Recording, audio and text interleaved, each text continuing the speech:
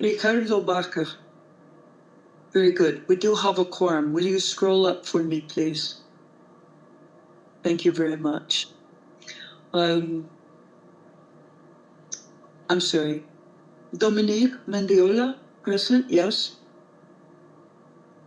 I see you on the roster. Yes. I don't see Dominique. Is she here? No. She's no. right in the roll call. No, I mean on camera. I don't think she's on. Oh, I see. All right. But Alison Robinette is here from DOR. Alison Robinette, you're here? Yeah, there you are. Okay. Approval of minutes. Let us review and approve the minutes, if possible, for September 8th, 2023. Please scroll up.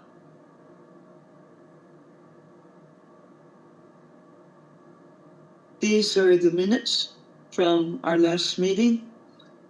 Just check, scroll a little slower, please, so people can actually glance at what's being there on the paper. If you see any additions or deletions or modifications, say so.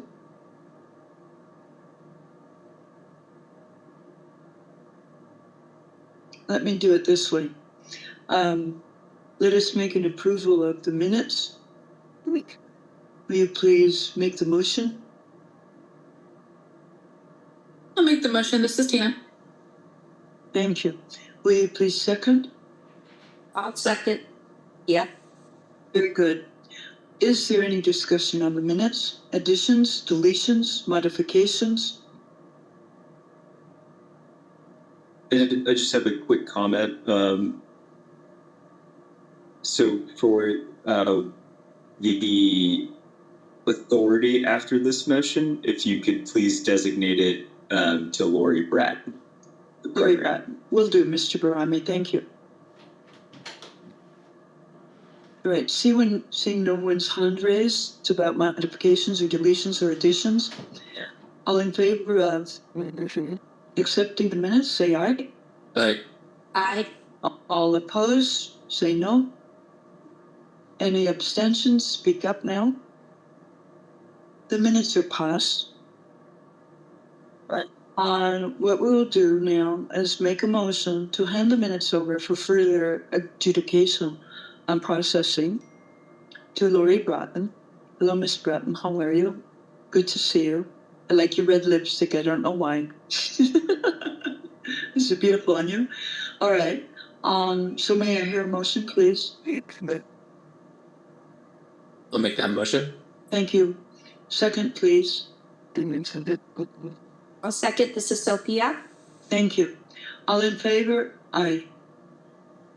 Aye. Aye. I heard two ayes. Let's try that again. All in favor say aye, please. Aye. Aye. Very good. Thank you. All opposed. You're so shy. All opposed? None? Any abstentions? None. All right. Consider that passed and moved over to Lori Bratton. Thank you so much, Miss Bratton. Next, business, new business, agenda. Introduction to non-voting subcommittee participants. We have present Dr. Samuel Nez, we have Dr. Cheo Torres, we have Veronica Lightning Horse Perez, we have Sean McAllister, we have Nanette McNamara, we have Claudia Barfoot, and we have Alison Robinette. So now, I apologize, Dr. Estes. We skipped over the introductions for the agency staff and the state staff. Can we move the agenda back down, please, so I can see it? Sorry, it's on the script piece. I apologize for that, but I could do it very briefly if you're okay with that. I would be fine with that. Thank you so much. Thank you. So I'm Seda Barami. I'm the Senior Advisor on Natural Medicine Services. Today we have joining us Lori Bratton, the Program Director for the Natural Medicine Advisory Board. This is Lori's fifth day, right? Just started on Monday. But Lori has been with DPO for several years, and prior to that with CDHS and Lori will be reaching out to all of you to meet if you have not met yet. Lori, if you want a moment to speak, I'm happy to pass it to you. Thank you, Sam. I'm very excited about being the new program director. I want you all to know that I'm completely available to you in any way. If you have anything needs, I'm happy to discuss. I look forward to working together with you in the future. Thanks. Thank you. And then with the rest of DOOR staff, we have Amanda Weirs, Monica Sutherland, and Sarah Werner and Kathy Duran might join us later. And then with the Department of Revenue, we have Allison Robinette. Allison is the Director of Policy and Regulatory Affairs. And then I'd like for the Assistant Attorney General to introduce themselves now. Hi, everyone. I'm Ashley Carter. I'm a Senior Assistant Attorney General, and I'm serving as General Counsel for the meeting. Thank you. And with that, I'd like to pass it back to the Chair. Thank you, Chair. Thank you, Mr. Burami. I appreciate it. Welcome, Councillor Carter. It's good to see you again, always. All right, now we're going to go to review and discussion on subcommittee recommendations in addressing religious, spiritual, and indigenous considerations. Number 1, review of licensure model in relation to religious, spiritual, and indigenous considerations. Discussion is about how does the current licensure draft model impact indigenous and religious communities? Here is the outline of it. This is the one educational model. So take a look at that.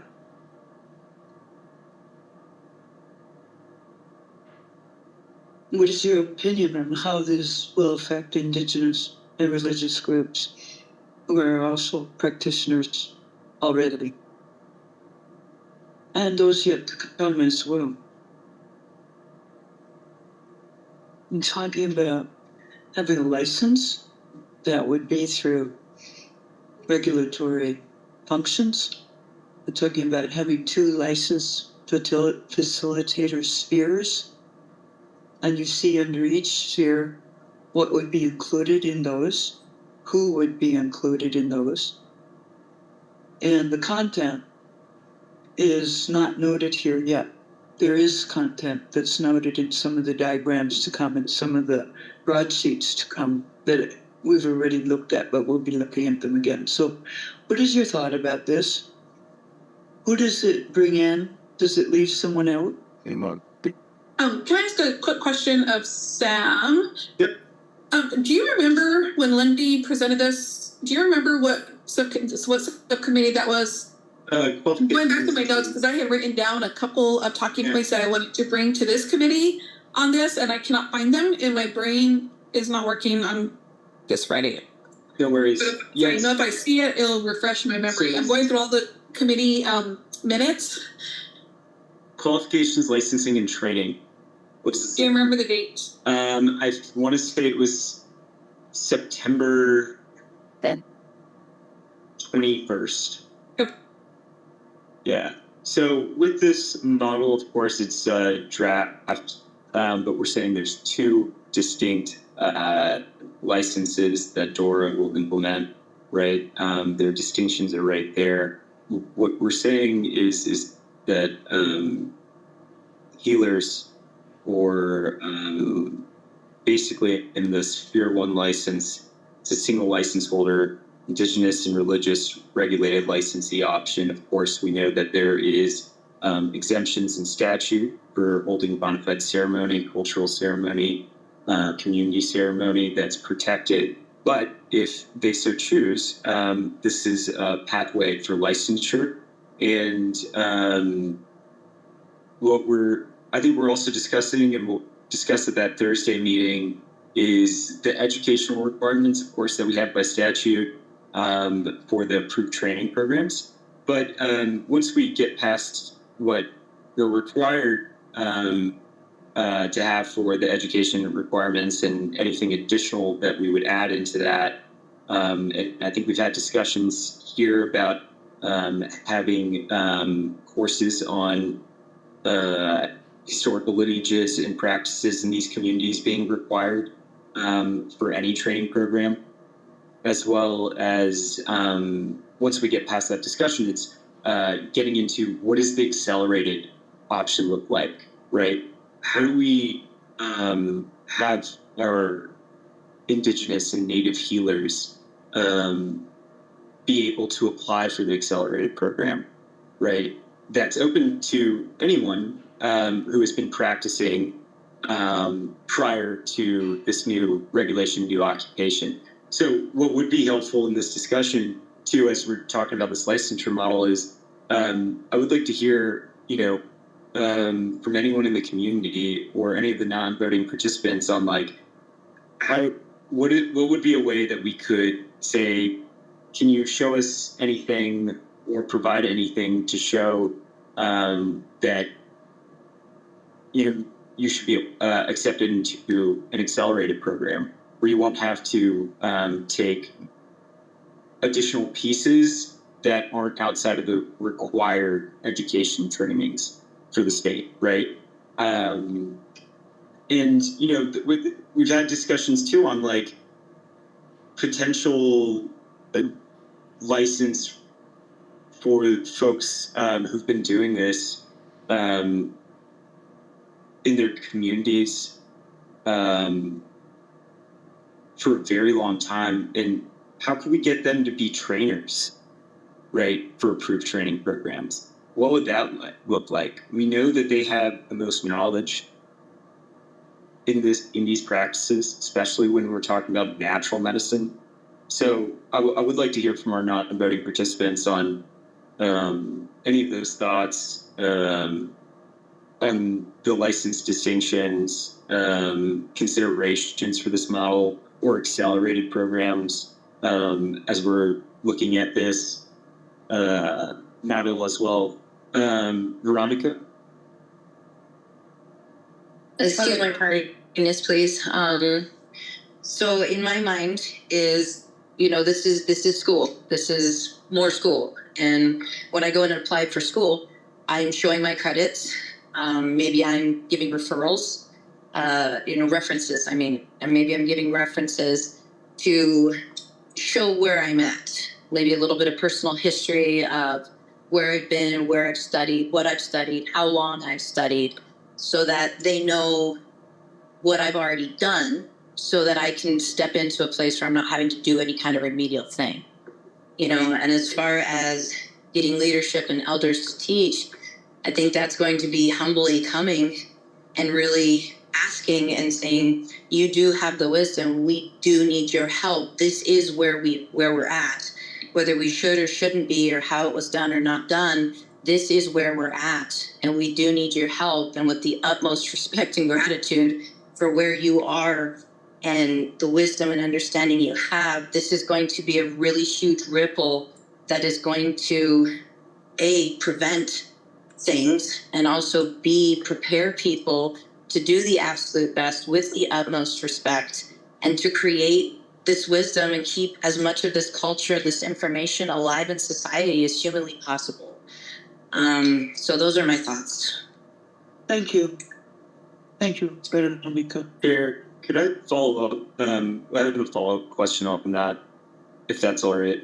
Go ahead, son. Veronica, thank you so much for that. So, how do we do that? Like, I'd like to know, I think what would be helpful is to understand what is the outreach that needs to be done? What are those communities? I think it might overlap too with our public education campaigns that DOR has to implement. On the regulated access program, what communities, who are the audiences, and how do we reach those folks? Any thoughts on that? I would be greatly appreciated and can point the state in the right direction. I see Sean's hand is up. Hold on a moment, Tito, please. Would you like to respond to Sam's question?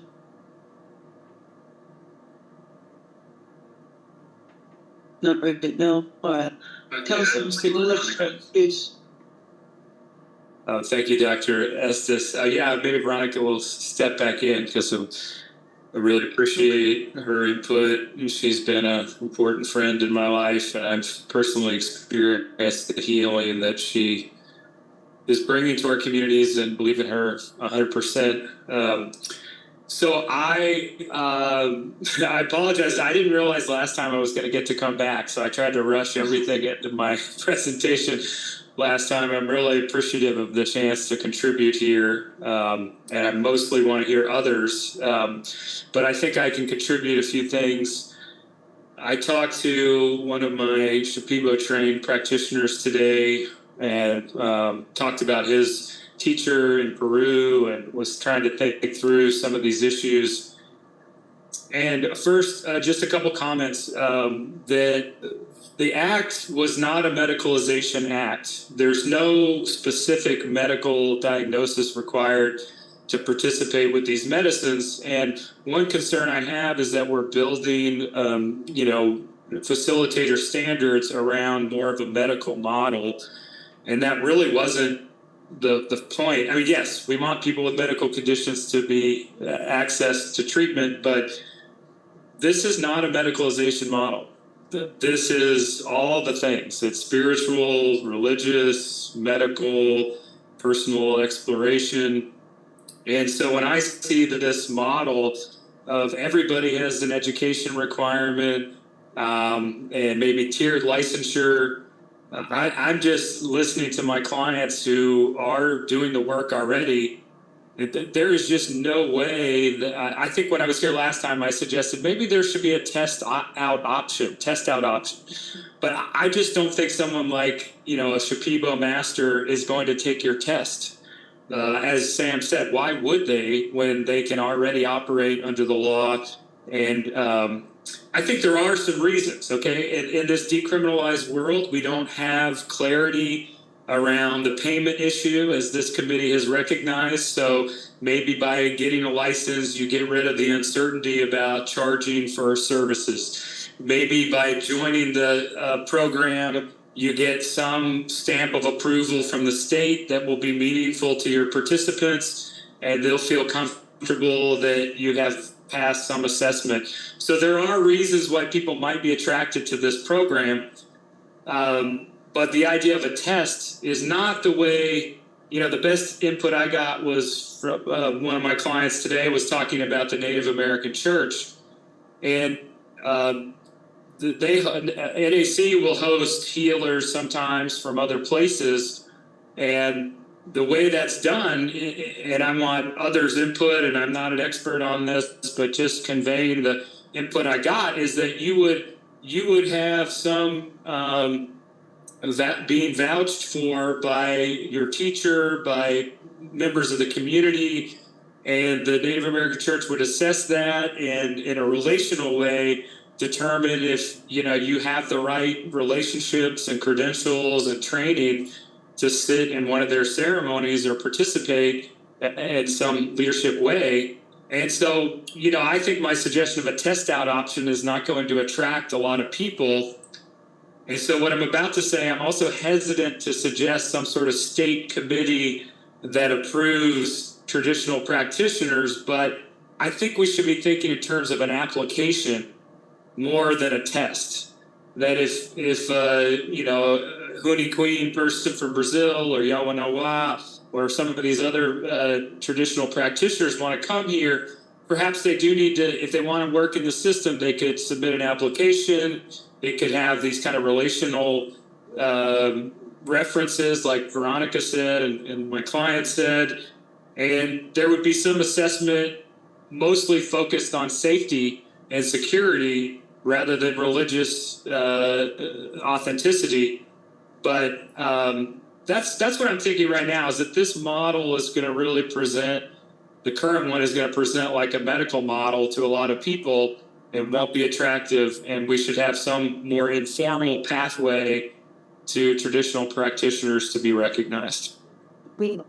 Thank you, Counselor. Appreciate it. Mr. Brahmi, you're next. Yeah, thank you so much. Sean, I think you bring up some really excellent points that we've really run into over the past several months, right? You mentioned not a medical model. I think we agree on that. I think what needs to be understood between why the license is broken up into these two distinct categories is really for protection of the facilitator who gets who gets a regulated license, right? The concern we had with if we just create one model or based on what's in statute and the proposition, is that someone could be a facilitator, right, in this space, spiritually, holistically, religiously, right? The issue is when it comes down to what the participant is seeking, the person who's coming to the facilitator is seeking, because we've seen psychedelic assisted therapies really come out in the forefront, and a lot of people are learning about it. So a lot of people are coming to facilitators, as we know, for, say, hypothetically, treatment of depression, treatment-resistant depression. They're seeking this type of service for that. The concern comes down to what would happen if a complaint was filed in the regulated program. And it would be outside of the authority of this board because, say, the medical board or one of the mental health boards could say, that's unlicensed practice of medicine when you're saying you're going to treat someone's depression, right? So that's why we separated it into two licenses, where we're saying that Spirit 2 is someone who has an active license under, the Medical Practice Act, the Mental Health Practice Act, or the Nurse Aid Practice Acts. It doesn't 100% protect them, right? But it's so the facilitator who's getting licensed is informed based off of their other active license at DORA. And that's the distinction in these two separate licenses. Knowing that someone who might be seeking this service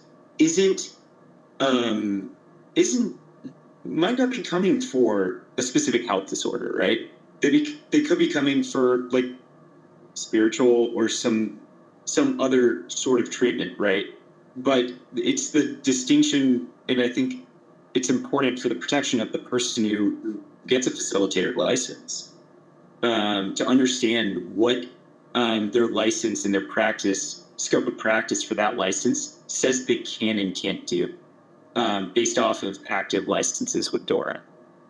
So that's why we broke it up in that space. I agree. We're not going for a medical model, but we have to take into consideration the people who do have those licenses and what they might be subject to, and the people who don't have those licenses and being subject to unnecessary enforcement actions. So I think my concern is any facilitator doing this and a complaint is filed at I came to them for depression and something went wrong and complaint was filed, and then that gets processed, and that's outside of the program director's authority to review the cases, the complaints, and see if there was an actual complaint there. That could still be subject to any of the other boards, but it's important for them to know what their scope of practice is, and also what's clear to the person that they're speaking with. Maybe it's a side benefit that they're coming for spiritual, and it might assist with depression or something else. But we want to make that clear distinction so the facilitator under any license can, in a preparation session, document what the person was coming for, and it's clearly understood between the two. I agree, it's not a medical model in that aspect. On the educational side, though, I would say if our statute requires it, it specifically says educational experiential requirements and qualifications for an individual to become a facilitator include education and training on participant safety, drug interactions, contraindications, mental health and state, physical health and state, social and cultural considerations, preparation, administration, integration, and ethics. And then the additional, the educational requirements does not require a professional license or professional degree other than a facilitator license issued pursuant to this Article 170, except that if there are multiple tiers of facilitator licenses, an advanced tier or facilitator license this may require another on this model. But I agree, we're not going for a medical process, but it's really for the protection of the person getting this license. So it's clearly understood between them and the person coming for a group session or an all-one, right? So those are the requirements. On the test out option, that's what we're trying to figure out on the accelerated program, right? Like, we have the requirements that they have to meet. Could be like 6 courses that they might just have to take to get through it, and maybe some observance hours, right? And then an approved training program could say like, yeah, you've completed it. We sign off on this. Apply for the license. That's where we're at. Test out option, would love to know like what that could potentially look like. And if not, I don't know if like one test will be able to encapsulate all of the different practices and lineages. But I don't think it would. I don't think it really makes sense. And then like who would administer that test, right? I think those are like challenges there. So, but I do think it should be community based, and I appreciate the input, and I think we need to figure out solutions. Thank you, Mr. Barani. Skippy. Yeah, thanks.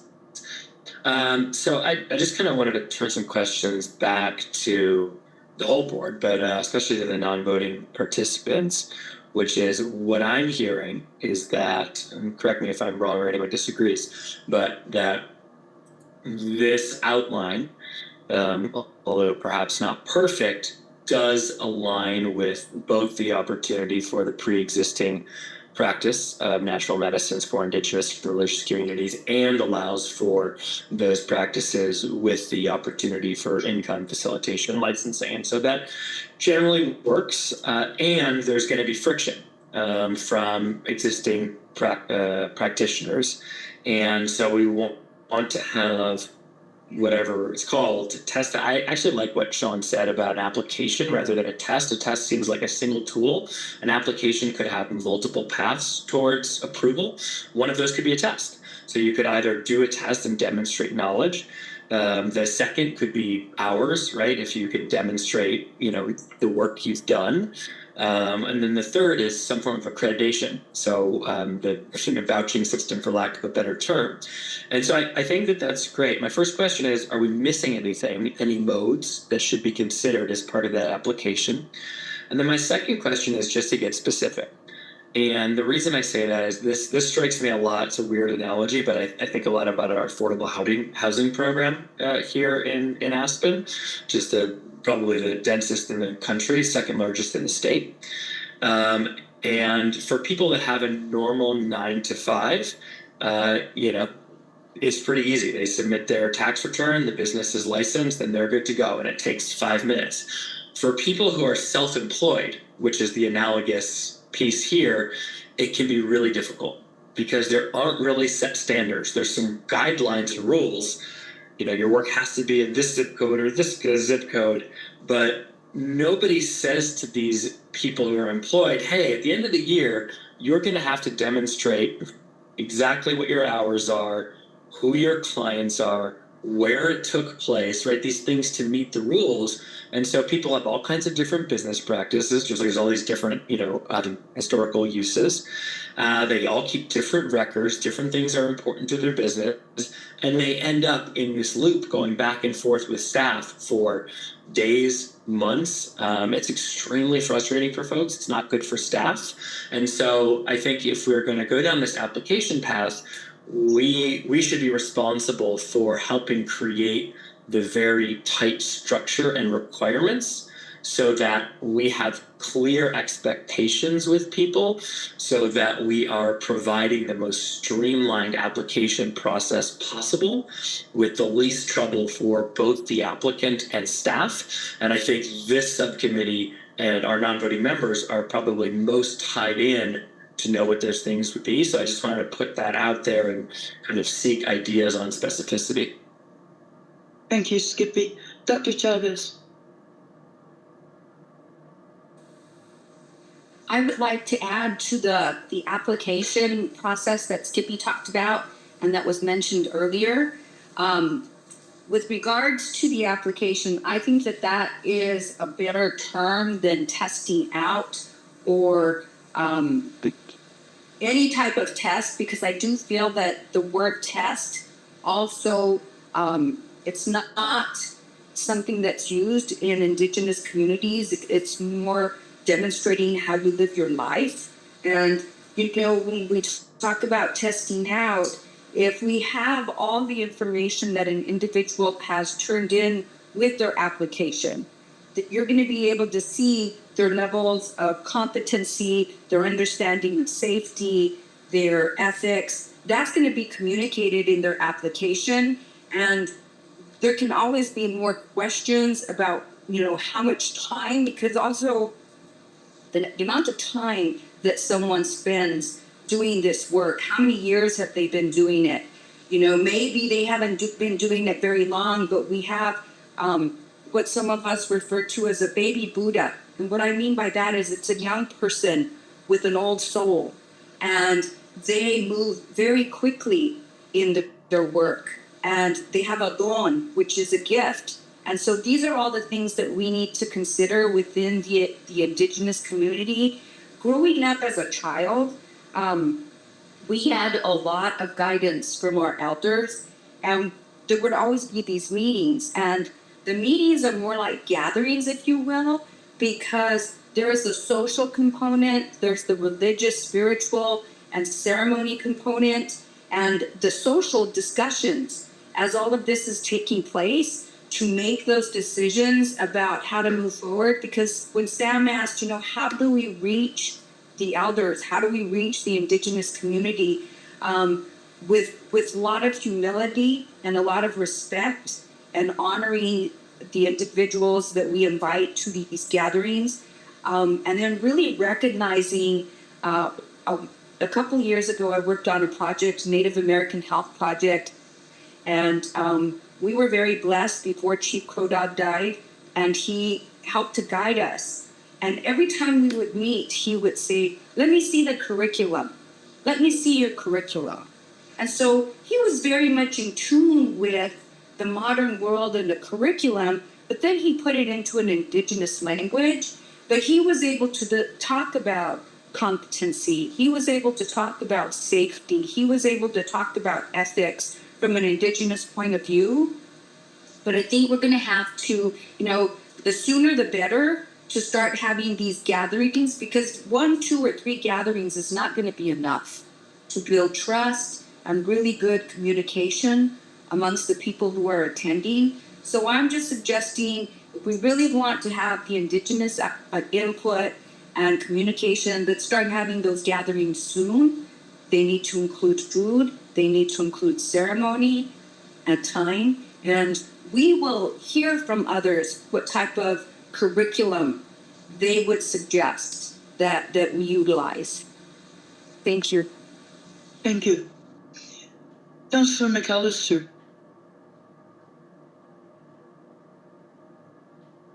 Thank you. I'll try to be brief here. You know, it's not my way.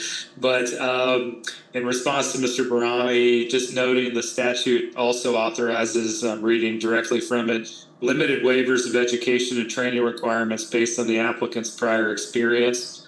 So I was one of the ones that helped write that provision, and the intent was to make space for Indigenous or traditional practitioners.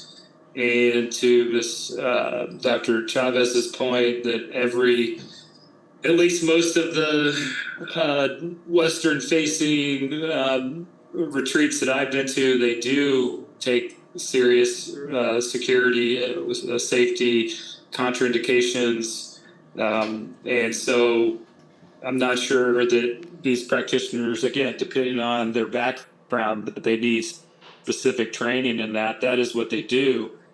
And again, to Mr. Barami's attempt to say, well, there, you know, certain things are medical categories and not spiritual.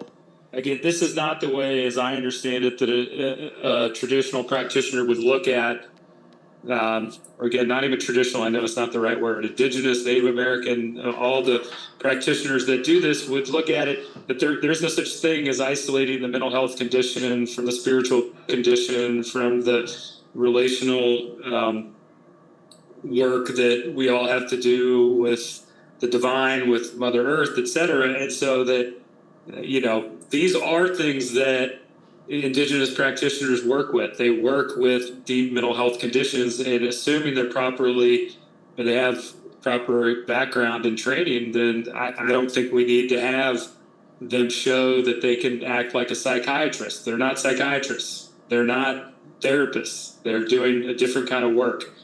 And so anyways, I agree with Mr. Barami that it would depend on the participant's desire, what they're looking for, but I don't think we can draw these distinctions in the spiritual context. Thank you, guys. Thank you. Nanette Lachnemer. Yes, thank you. I am a family nurse practitioner on the Southern Ute Reservation, and I am not a Southern Ute member, nor am I Native American. We will be having Miss Shelley Thompson as a member of the Southern Ute tribe with us. She is in the audience today. She will be included on, I believe, the next agenda. I just wanted to point out that in order to engage the Native American community, you need to make sure that we go through the tribal council, because without tribal council support, it's going to be very difficult to engage our elders. Tribal council would need to concur about the licensing. And Ms. Thompson also indicated that the Native American Church has their own licensing, so it may behoove us to find out what their requirements are and what they require for their licensing. Thank you. Thank you so much. I appreciate you saying that. Hold on un momentito. Samuel Ness, Dr. Ness. Hello, thank you. I'm glad to be here joining you all today. I do appreciate everything that's been brought up, especially on the terminology of application versus testing out.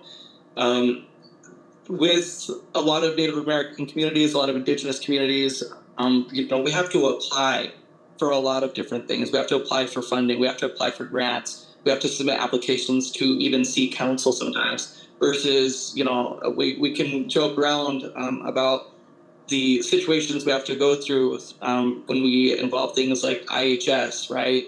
And we have to fill out all of this paperwork, and it turns into a test. And we don't know exactly what we're even going to seek in the end. But I think an application, and I'm looking at this from a perspective that's both linear and circular, there's really very minimal data collection, especially when it comes to cultural competency.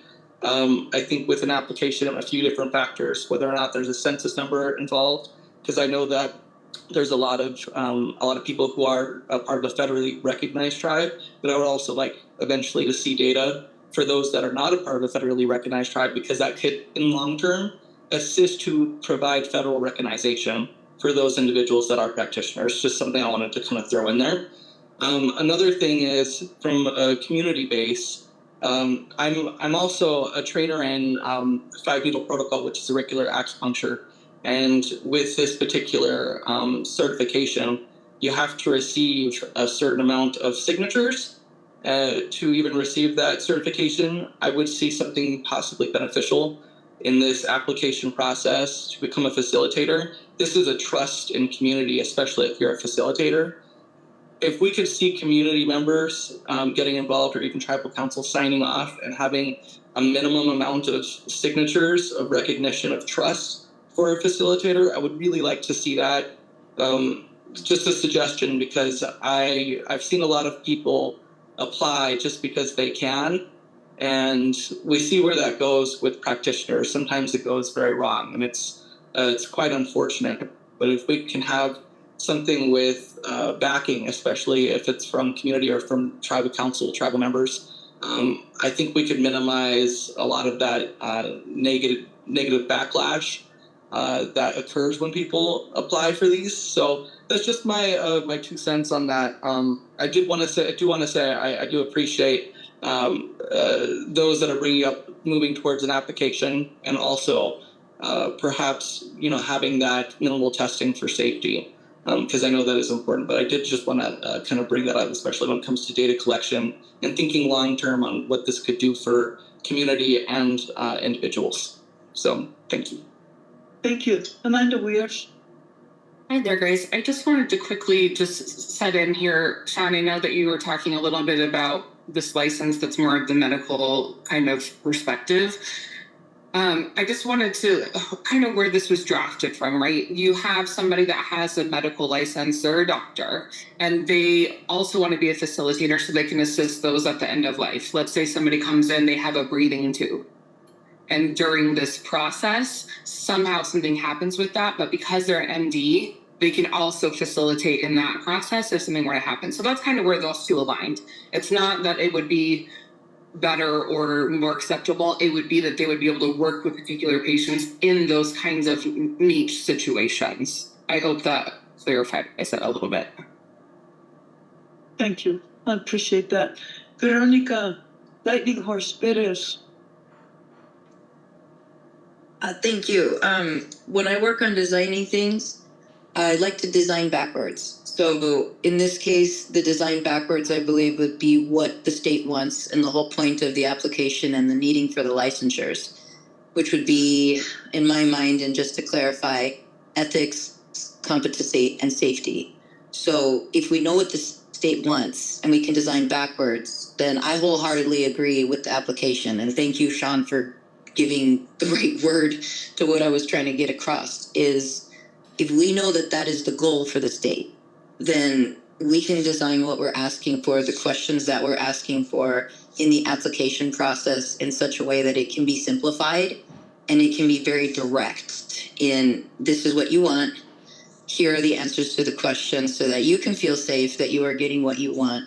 And in this way, that helps with people that have a lot of knowledge and have been doing this for a long time to see the benefits of having a license. And it's good to have a license because there's able to answer the questions of how much you can ask, and this is okay with the state, but also because there is in large part a community that is very trained that if somebody has a license or somebody has a certification, that causes them, even at an ego level, to feel so much safer.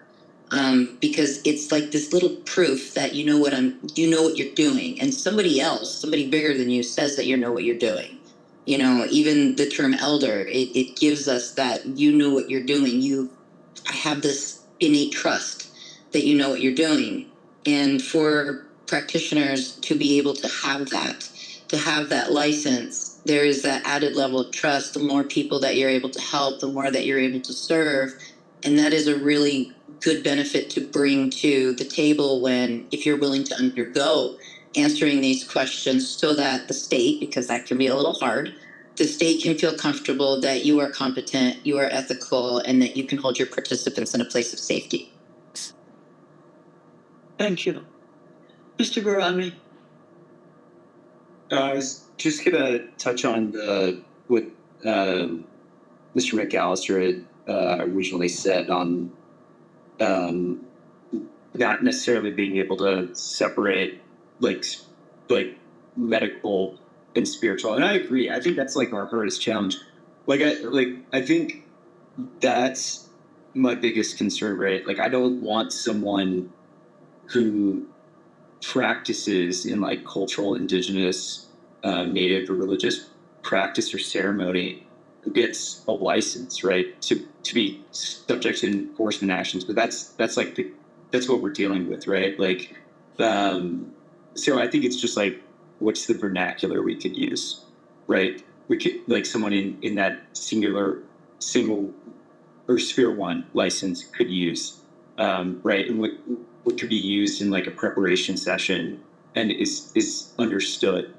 Because like that's my fear. It's what could happen to these people who might not even have liability insurance by the time this is up, right? For practice. Like, how do we protect facilitators as well as the participants, the concerners?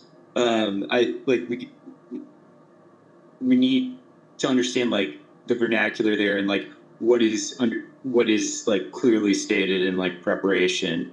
Because I agree. I think from my understanding, all these months, just like there's something deeper, right? It's not siloed between medical and spiritual. Like I understand that spiritual and community, or what's done is all one in these practices. So it's just trying to make sure that we protect them as this is just getting stood up. And I'm sure in the coming years it'll be clearer, but as I think that's a challenge. And then I just wanted to say on Samuel Nez signatures, testimony, and sign off. I think that's a great idea. I think that makes complete sense. I think that is something that we've actually like talked about how to do that when I've been speaking with underground practitioners. Like, how do we incentivize licensure? What's the smoothest process? How can we bring people into the fold if they want to do it, right? Knowing that they have exemptions, but if they want to go this path as well, like I think testimony, signatures, and sign off as well. And then on limited waivers, when I read the limited waivers of education and training requirements, I'm glad you brought that section up, because I forgot to hit that. But I think that touches exactly on what we're talking about: accelerated training regarding required education and what's not required by statute, and what that looks like. When I say limited waivers, I don't think that's like a complete exemption from any education requirements, right? But we need to understand like what that process is, and that's what we're trying to grasp once we get to the accelerated options for people applying, right? And how they apply for the accelerated option coming from community. Is it signature, testimony, and sign off, right? And then they take like the required stuff by the state, and then they get signed off, and now they can get their license to practice in under 1 or 2, right? So I don't know but I really appreciate this conversation, because this is the type of stuff we need to be figuring out, and we need like opinion on this. Thank you. Councillor Carter, we'll have your hand up. Yeah, so Sam basically covered it, but I just wanted to chime in on that part about limited waivers. So you have to give some type of meaning to the word limited. So it's going to be some type of limit rather than just a complete waiver or wholesale waiver or something like that. Good, thank you for that. Veronica, you still have your hand up. Do you want to speak again? Well, I'm sorry, how did I put that down? No, thank you. Yeah, thank you. Okay. Councillor McAllister. Thanks again. 2 quick points. Yes, lawyers will debate the word limited in this section. Limited could mean we limit our waivers to those with traditional indigenous practices, that they don't have to have any education beyond what they already have based on their prior experience. So there'll be an interpretation question there. And then just seconding Dr. Nez's comments about community support, but also I think there should be some requirement to acknowledge your teacher or lineage, that people should at least be able to identify that. And then finally, if there is going to be an application process, that it would be critical to also have respected community-based players assessing those applications, people that are actually connected with Native American or indigenous traditions, or even European shamanic traditions, such as my own Celtic tradition. So I think all of these would be required to have a legitimate assessment of people, and again, avoid the medicalization, the disrespect for indigenous practices and expertise that is inherent in a medical model. Thank you. Does anyone else have a comment on this part? Because we'll move to the next soon. Anyone else? Do you want to continue speaking, Councillor? No, took your hand and okay. And Skippy. Just to raise the question for the group, we've been talking about the inclusivity of this model, but also I want to raise a question about the perhaps desired exclusivity of particular practices. And so just to raise the question of, are there Indigenous or Native communities who would want the general license to preclude any particular practice or type of practices from a general audience, that they would want that ability only to be within tribe, community, lineage, etc. Is the thing we haven't talked about. Thank you. This is my 2 cents worth. There's a saying, many Buddhas, one Dharma. I mean, there are many pathways, but there is one true way that draws upon creative Mankatonta. Whatever names there are thousands and thousands of names. And the idea to be under something that is not rooted in how people have grown up culturally, spiritually, heart-wise, mind-wise, body-wise, psychologically, is a difficult proposition that we're all wrestling with, and I appreciate all of your input. In fact, I feel that this board, unlike some that I've been a part of in the past over the mostly 5 decades of my adult life, is really open-minded, really heartful, really attempting in every way to make things equitable and to give parity. Parity is really important to all people, really, until or unless somebody decides they want to own it all and tell other people how they should act or proceed or conduct themselves. So allowing many pathways to continue practicing or beginning to practice is really important. The factors of legislation, the law, that apply to the persons, Indigenous, religious, spiritual, and outreach people, are important. We already have a model for that in Dora and have had for many years. I'm sorry to keep repeating myself, but when I was chair of the Colorado State Grievance Board, I was there for 13 years. And people who had training of any kind, they could be trained in water therapy, they could be trained in equestrian therapy, they could be trained in breath therapy, holotropic therapy, whatever it might be. All they had to do was not apply, but show that they had had that training, whether by affirmation from the persons they trained with, which means I say yes, they're good to go. I watched them, I walked with them, I showed them, I saw that they did good, or by a document of some sort, if they had completed a certification, whether it was accredited or not. There are many people who are many things who do not come from an accredited institution that would be recognized by DORA or recognized by other licenses, but they are good practitioners nonetheless. So there's already set in place in the state of Colorado, in DORA, the mechanism of what's called unlicensed psychotherapists.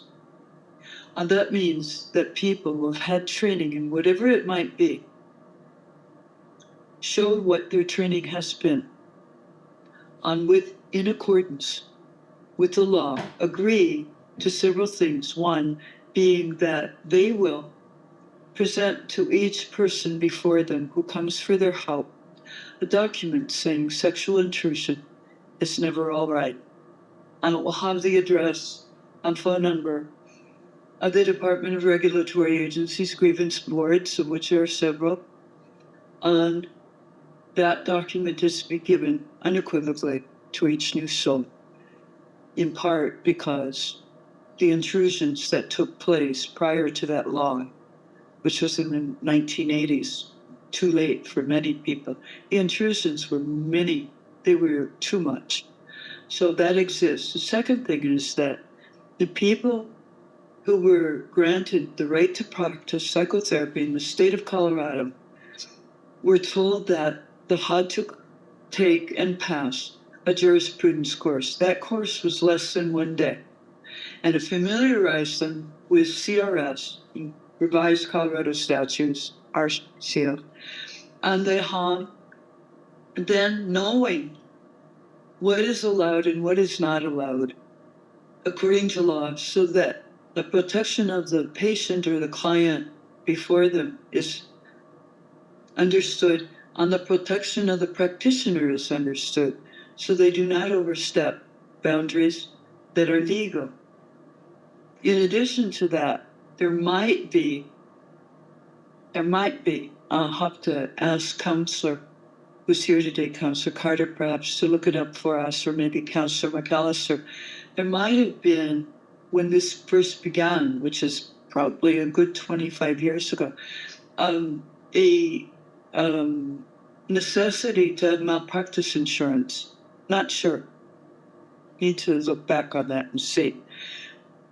The person's training, experience, and heart were considered the qualifications for being able to practice.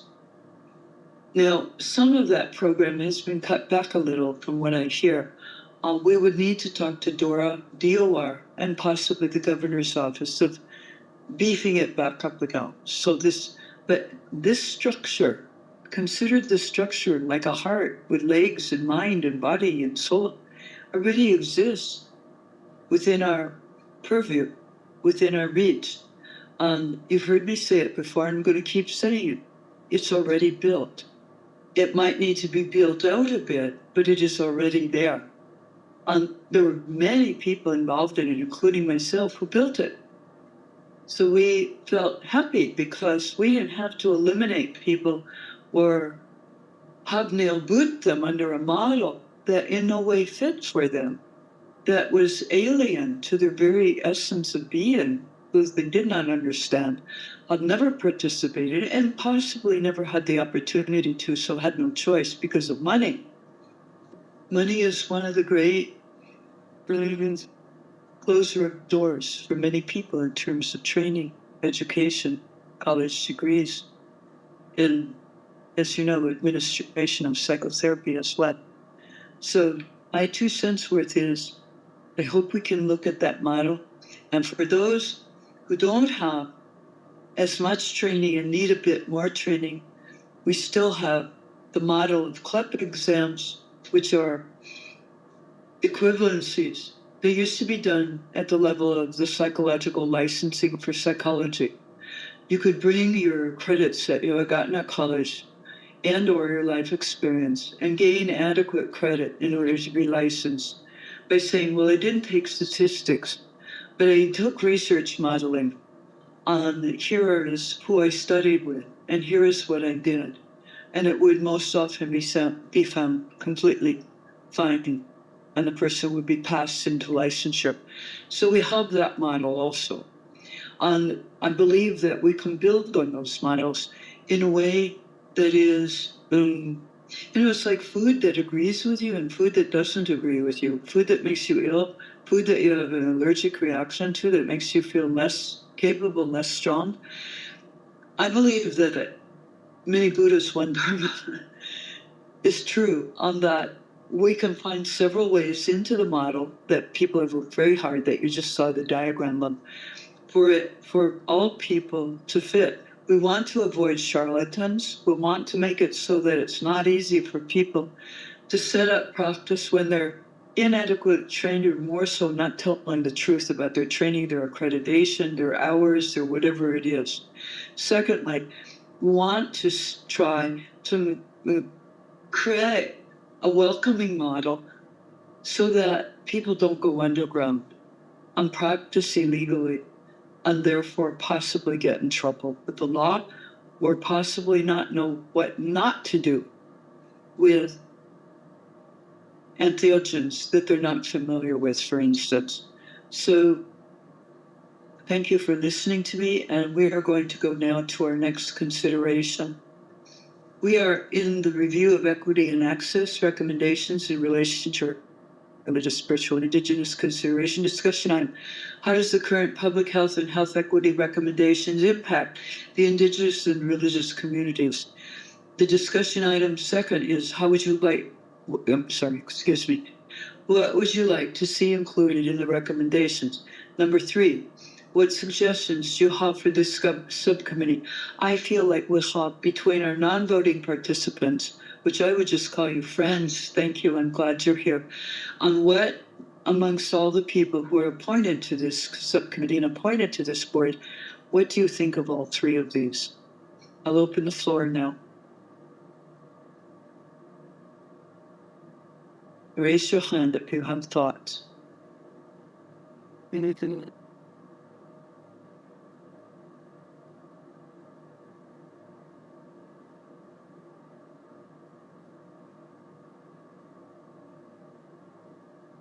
You see here, it's quite extensive.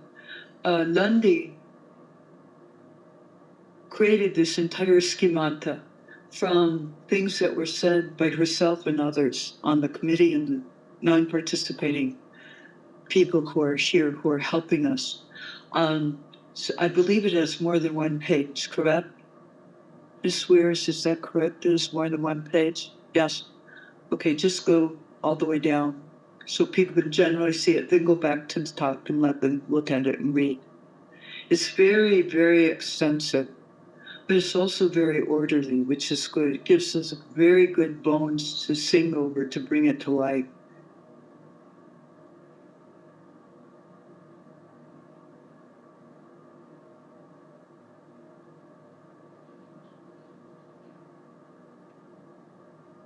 Let me ask it this way. Was there anything you see there that is non-inclusive, that would marginalize or press people away from opportunity, for instance?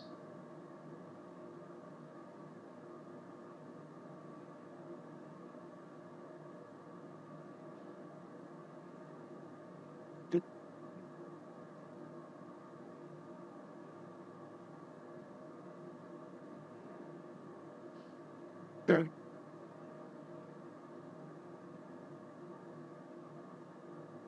I'm raising my hand. Yes, Dr. Estes. Under considerations, under the 1, 2, 3 lines down for facilitators, under social equity facilitator license, under considerations, licenses are projected to cost thousands of dollars and potentially 5 figures. This is true in some respect that some people who are already offering training are offering them at high prices. That will eliminate many people from being able to enter into this process. Just my 2 cents worth. Thank you. Skippy. I just thought I'd ask a question of Sam to give people a time to read, which is, Sam, I sent you some notes on this. I don't think any of them were in relationship to this subcommittee, so I don't think they're necessarily relevant here. But I just wanted to know if you needed me to share any of those in a subcommittee meeting, or if you simply having that in email is enough for you to include that in the process the next time that subcommittee or the general board comes back around. Yeah, if you want to, we can, if they're relevant to this specific topic or any of the topics, but we can go over them at the full board. Okay, yeah, I think that's better because they're not relevant to this, so just want to make sure. Yeah. Thank you. That's until you're reading to. Thank you.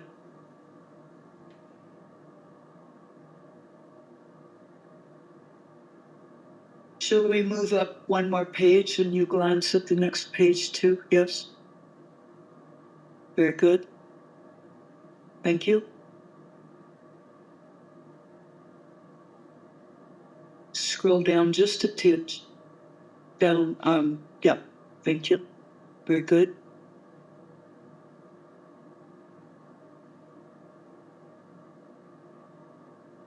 Look at equitable rubric. So great. I'm laughing. A lot of people would know what the word rubric is. I'm not sure I do. but equitable rubric for state programs. Then look under considerations.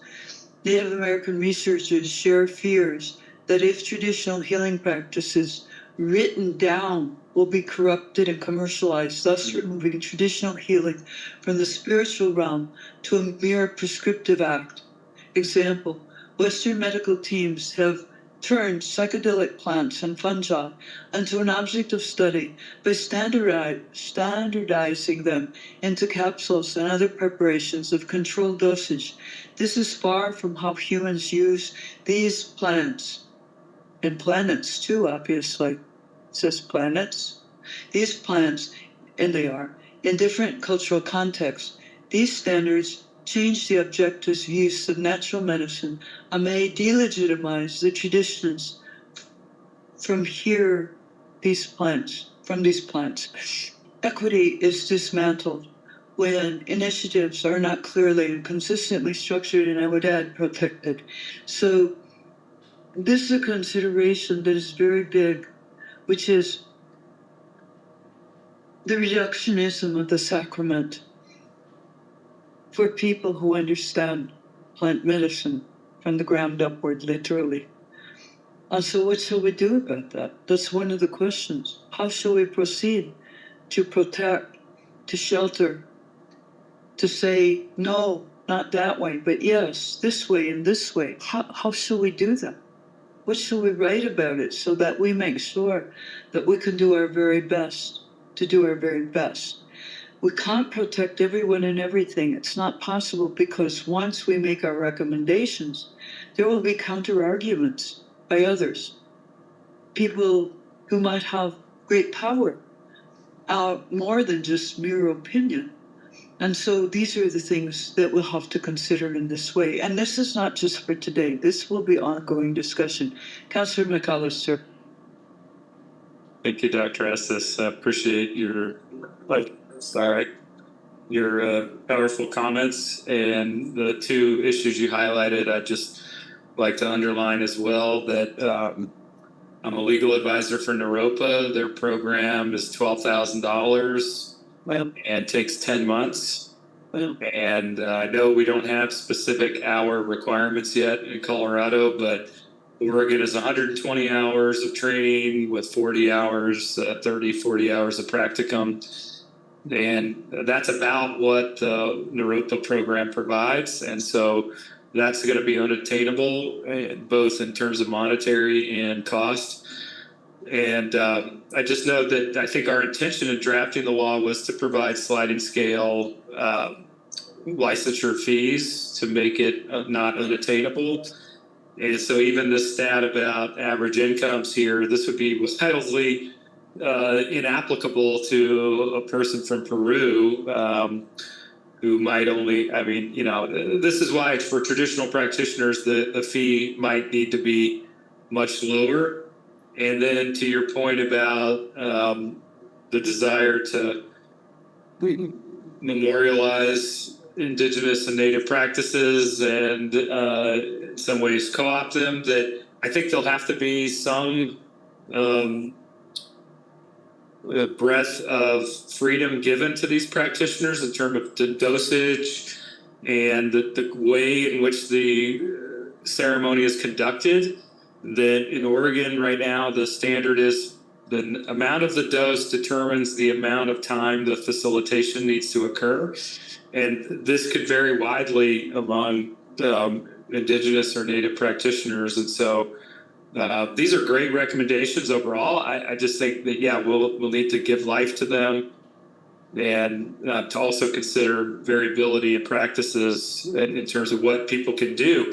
If you, for example, just think about one of my clients, that if you told them they have to measure every drop of ayahuasca that fell out of the cup and report it on a log, this is not something they would be tracking in ceremony. This is not the way it's done. So I think there'll have to be accommodation to practices that may vary from the medical model. Thank you, Councillor. Appreciate you. Veronica Lightning Horns, Bitters. There you are, and look at Thank you. Hello. No. So to me, this is like trying to hold water in your hands. This is what terrifies me and hurts to a level that really not much does, is that this is going to happen. There isn't a stopping of it. It's already happening. You know, they asked me this question about the, you know, colonization of plant medicine and the corporatization of plant medicine. And it's like, it's already here. It's already being done. It's already happening. I don't really think that this is something that we're going to be able to stop. What I do think is that we can preserve everything that we can possibly preserve. We can pull some Robin Hoods wherever we possibly can and have some sort of acceptance and acknowledgement of we are trying to hold water here. This is the state, you know, there are people that want the control because the control is what allows them to feel safe. And there isn't control with these medicines. You know, every teacher that I have ever sat with and ever learned from is you trust the medicine. You trust the medicine, and the medicine is going to show the path. The medicine is going to do the work. You show up and you surrender. And to me, a lot of this, I mean, this is amazing. I mean, even the fact that these questions are being asked and these thoughts are being had, and the way that I hear the board speak and care, and the intelligence and the heart that are in all of you, is it gives me also the acceptance that we are going to be okay. This is going to be okay. That these things can happen, you know, they are happening, they will happen, and we will be able to preserve and protect as much as possible. And everything else is going to be education. What we can bring into these trainings, that there will be those that will dismiss as not important, but every single person that accepts it or hears it, or that seed is planted where we can trust the medicine. Because these practitioners, I mean, the one thing that I would say is if you're going to be a practitioner, you have to have sat with the medicine. You have to have that connection. If you're working with these medicines and serving these medicines and you don't have that connection, for me, my recommendation would be that that's a no-go. That's a no-go. And that's where I'm at with it, because at that point in time, I can't lean into the trust of the medicines, that the medicine is within that practitioner, that frequency is within that practitioner. The medicine will guide. The medicine will help purge those that are not using this wisely and with respect. And these medicines have been doing this for centuries, and they're fine through the centuries. And it, to me, it truly is about what does the state want? And how do we reduce the chokehold as much as possible in such a way that it gets everyone what they need, recognizing how much of all of this is so egoic. It's so in the ego. And that is why we're treading so carefully, because we understand that that is going to push a lot of egoic buttons, a lot of trauma responses. And at the same time, tap wisdom where wisdom can be tapped, and surrender in so many ways. Grieve, because there is grief here. And also trust the medicine, that those that will receive it will get exactly what they need. And pull a hell of a lot of Robin Hoods, a hell of a lot of Robin Hoods with this, which I think we can do, because that's what we're discussing, and the how to do that. And setting up the structures where these programs that are charging $12,000, they're charging $12,000 because $2,000 of that is going to scholarships. You know, asking that happens, that X amount, you know, 5 out of every 50, 10% has to be a scholarship. And this is a way that I see we can move forward. But my heartfelt plea is that we do need to accept that this is where we are and these things are going to happen, and reduce harm instead of looking at prevention, because we can't hold too much water in our hands. And the energy expended in trying to do that is not worthwhile, and it's not valuable. So, thank you. Thank you. I appreciate your thoughts very much. I especially appreciate that you're a realist. And in curanderismo, we say you walk with Esperanza, you walk with the being whose name is Hope, Hope, which means better day, better things, good things are yet to come. Thank you for that. I'm going to have to leave soon. I want to leave you with a parable, a true one. Skippy is going to take over. Skippy, I'm going to ask you to give the blessing at the end too. As soon as I'm done, to call on Mr. Barami because his hand was up next, and then you had yourself something to say. I'll have full faith in you to carry on. The true story is, once upon a time, above Oaxaca, there was an old woman. Her name was Maria Sabrina.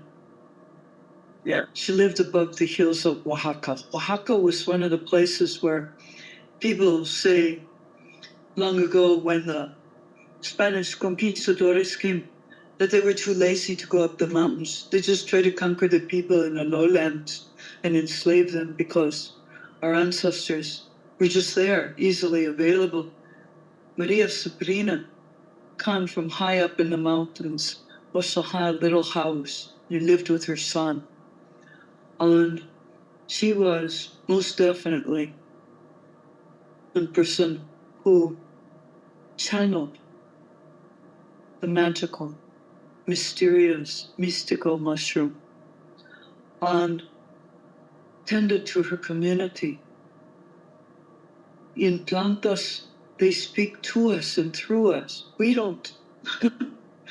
We don't utilize them. They utilize us, you might say. But in a warm and loving relationship. And if they don't want us, they won't accept us. But we will know by speaking, listening, especially listening.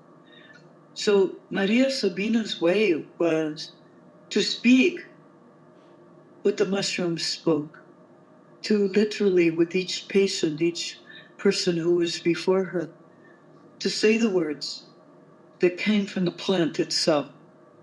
Well, what happened was that someone discovered her. And all of a sudden, the Beatles came to see her. Rock musicians came to see her. People from universities came to see her. And they began to write about her. Reductionistic texts. I have one of the books that is written by about 14 people who are smart people and good people, but they didn't understand that it wasn't her who was creating, it was the plant that was creating through her. And one person even copied the chant that was given to her by the plantas and published it in English, and with her own words, but with the rhythm and the cadence of what had been given to Maria Sabrina without giving credit, until years had passed and the person was pressured into saying in that work where they received it from, or where they got it from, where they took it from. Maria Sabrina became an object of jealousy in her community as a result of people paying her, throwing money at her, doing all manner of things that very, very well-off people did to a woman who is essentially a farmer, a countrywoman. Spanish was not her main language. Her ancient language was her main language, and on top of that, Spanish. And on top of that, a tiny bit of English. Till time went on. For reasons that are murky, that are not yet well understood, the village killed her son. They burned her house down. Later, some of the people who had visited her were from university, just felt like maybe they should check in on her. They found an impoverished woman who was ill unto death. And they brought her to the United States and took her to a medical center where she got some help. And Maria Sabrina died, and her legend lives on. It's a great healer. And most people don't understand the healer was the plant. And Maria Sabina was gifted in being able to translate, to take dictation, you might even say, from the power of the great and beautiful plant, and to help people and to heal people. What we hope to do is to protect the love and the light of people like Maria Sabrina, so that they are not harmed in any way, so that they can practice what they've been given by El Dio and La Diosa, so that they can fulfill their calling. It's not a career, it's a calling. And so I'll just give you that parable to keep in mind, I hope, in your heart, tuck away, to know that we can always do better. We can always, on the front end, lay in the avenues of decency and respect, and not overusing and certainly not using people, seeing them as a commodity because they have a gift. So amen, amen, amen. Thank you. I'll have to go now. I'm sorry I have to leave you. I would love to stay, but I will see you soon. Okay? Adios. Adios, Dr. Estes. Thank you. Appreciate it. So I think we had talked about taking a brief break when Dr. Estes leaves. I do want to give an opportunity for anyone to just flag any parts of this part of the review that you guys want to come back to. If you haven't had a chance to read through it all, that's fine. You can do that during the break, and I'll make sure to circle back as well. I do think staff's going to have to make me a co-host to be able to see hands raised or to let me know that hands are.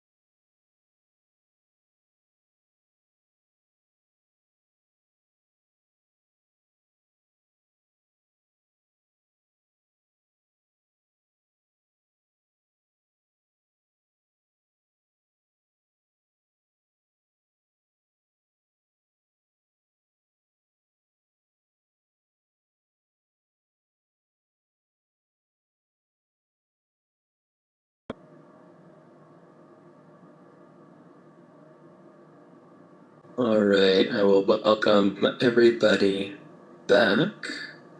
Switch my view so I can see if you guys are all here.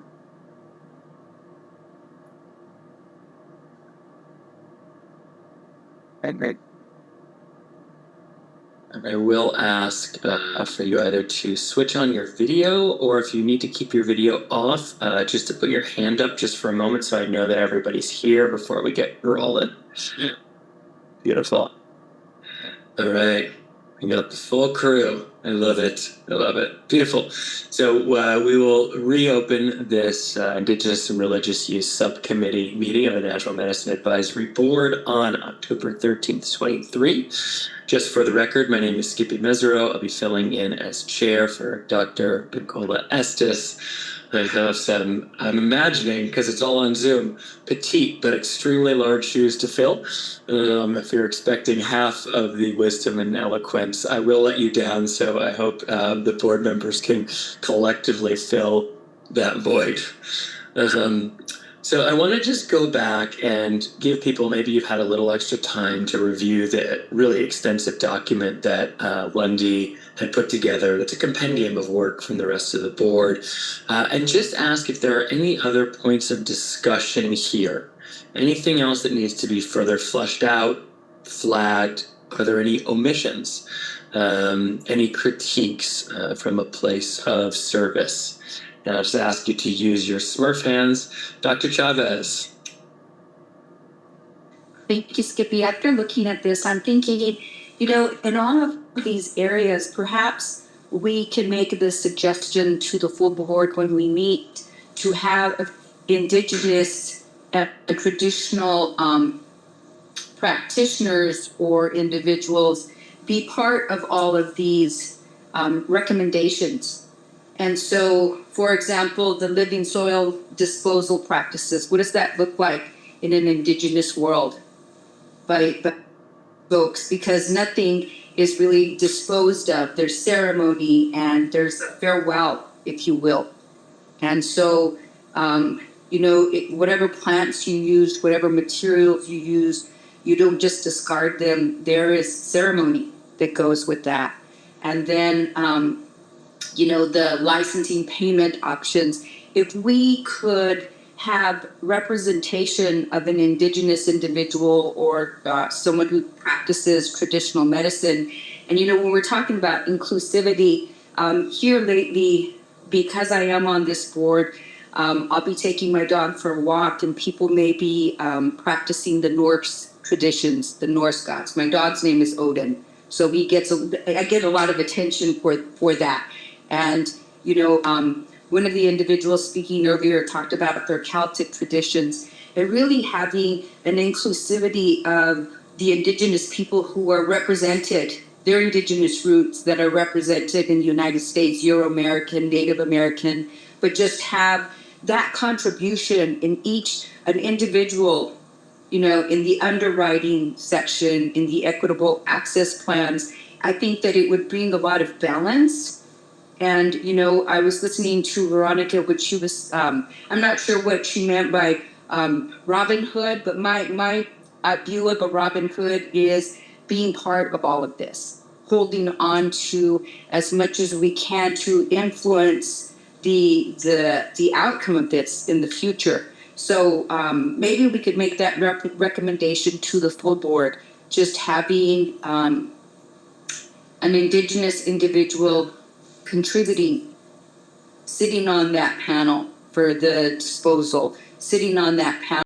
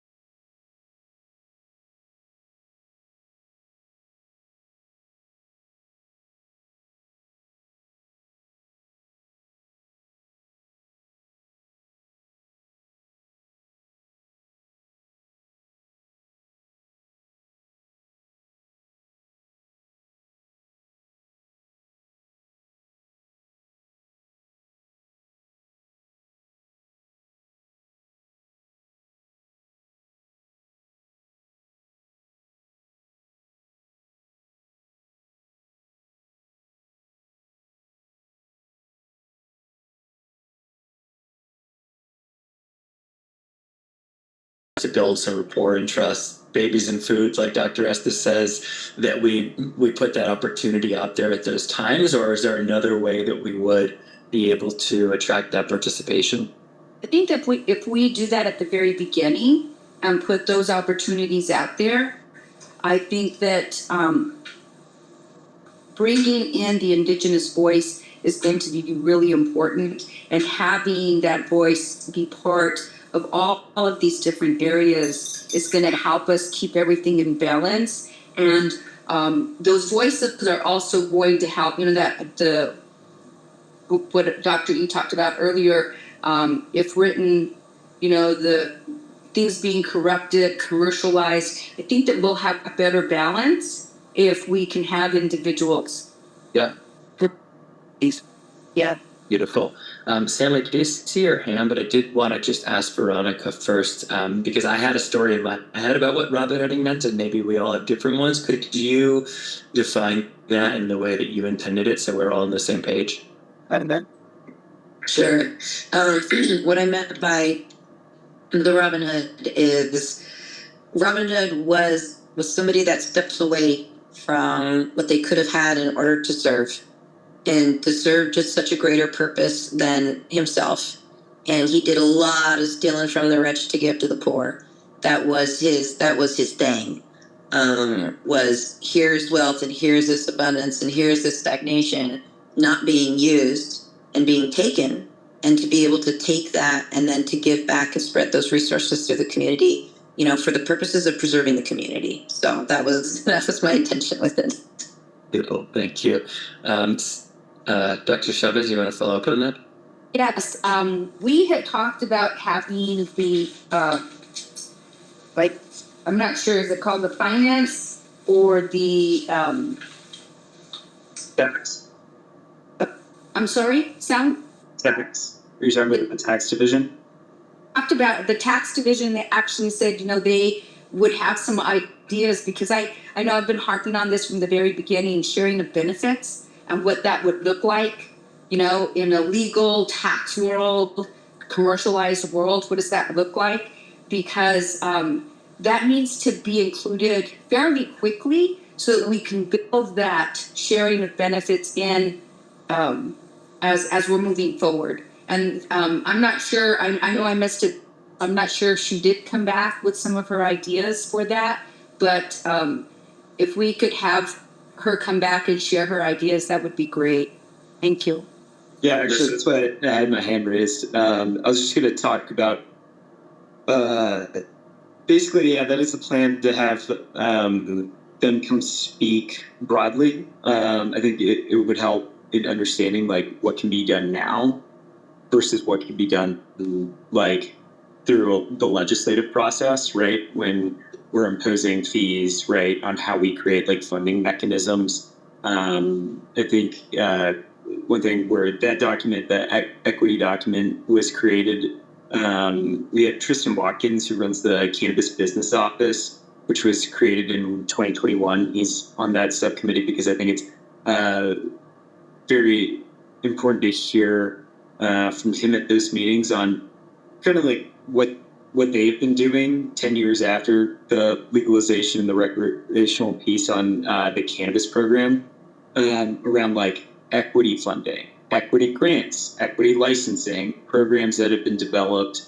I think there's opportunity to do that, right? But it's understanding how we can fund it, what that takes, right? Because we're an advisory board, we have the statute that we have to create rules for, or recommendations for, to begin a rulemaking process where people will come in early 2024 and provide public comment on those rules and those subjects, right? That'll be a broader stakeholder piece. But when it gets to imposing fees or trying to create grants or some sort of funding mechanism that lifts up the community, that's outside of the agency's authority, and that's subject to the legislature, right? So that's part of these recommendations when we look at equity recommendations. And of course, we don't just look at it from certain lenses. We think of it broadly indigenous and religious, as well as LGBTQ plus and minority communities, underserved populations, rural access communities. We just added the language on frontier communities, right? That's populations less than I think 30 in locations. How we fund anything outside of what the license is going to be separate from the rules that we can recommend. We can lay the groundwork and say, we recommend, this subcommittee could say, we recommend that the state, we could pick a particular agency. I'm hesitant to put it on DORA because, as you guys know, we are a cash fund program. So the cost of the program is the cost of the license. So if we do anything to add to this program specifically, or tell it what to do, or additional requirements on things, the cost of the license will be higher based on that, right? The original proposition had pretty much everything here, which I don't know what the license forecast for that would have been, but it would have been enormous compared to any of the other licenses. That's why in 290 it's separated between two divisions, and DOR historically has had the marijuana enforcement division, of course, but has the staff and can set that program up. And I think it's the same for them as well. Cost of licenses will be the cost of the program. So that's when we get into discussions like what's a rule recommendation and then what's a best practice recommendation for the occupations or the requirements for like testing, cultivation, distribution, right? For only the regulated access program, those costs are going to be reflected on the licenses. So when we think of the equity pieces, we should, I think, consider them in how we could set it up to where the state or the legislature has to do a cost analysis, find a way to, create like a social equity license or a business license, how that's reflected. What is the criteria for the equity license that they should look for? Is it like stakeholdership in a business, or is it stakeholdership based off of like the representation of the person applying for that business license, right? Because there's been issues in the cannabis space, and I think Mr. McAllister could probably speak to that a good bit. And I know DOR isn't on right now, but that's what we're talking about in the equity lens consideration. I think at the last meeting, Dr. Gonzalez was there. We were hitting like the low hanging fruit, as Billy had said, of what could we recommend out of the subcommittee now? What do we need to consider a little bit longer? Like, should we ask for an analysis from HICPUF and the state on how to implement the potential Medicaid coverage for behavioral health and mental health services in conjunction with facilitation? What does that look like, right? So I want you guys to consider that and like how we can fund that. What would you like for the state to do, and deciding how we can go about who does that, right? But I think what I'm trying to say is, yes, the tax division. I've spoken with them. Spoken with DOR's tax team. I'm speaking with another tax expert as well as the Office of State Planning and Budgeting, and really hoping that they come in on the full board meeting to give kind of a high level overview of how like programs like this are run, and just generally like, is it a ballot initiative? Is it something that the legislature has to approve, right? And then if it's in the legislature's hands, what does that mean? Gary? Yeah, I just wanted to add that I think it's really important through this process to keep the licensing fees down, to utilize the resources of other agencies in any way that we can. Their knowledge, their already established practices or processes, that we need to reach out to them in every opportunity, so that otherwise, if it becomes an internal thing, it is absolutely going to raise the cost, short term and long term. Thanks, Lori. Sam? Yeah, actually, two things that just came from that Lori just said. I remember before we went on break, I think Samuel Ness had brought up, and I think Veronica may have brought it up, but it was on Samuel. You had mentioned something on data, right? So like we are statutorily required to like collect certain things for data, right? But also part of that discussion, and I think at the next DOR listening session, once they get out of rulemaking in November, we want to know like what data sets would be what we would like to have to get that's outside of like our requirements, and how do we get that, right? And I think that's an important piece tied into public education campaigns, right, on this regulated access program.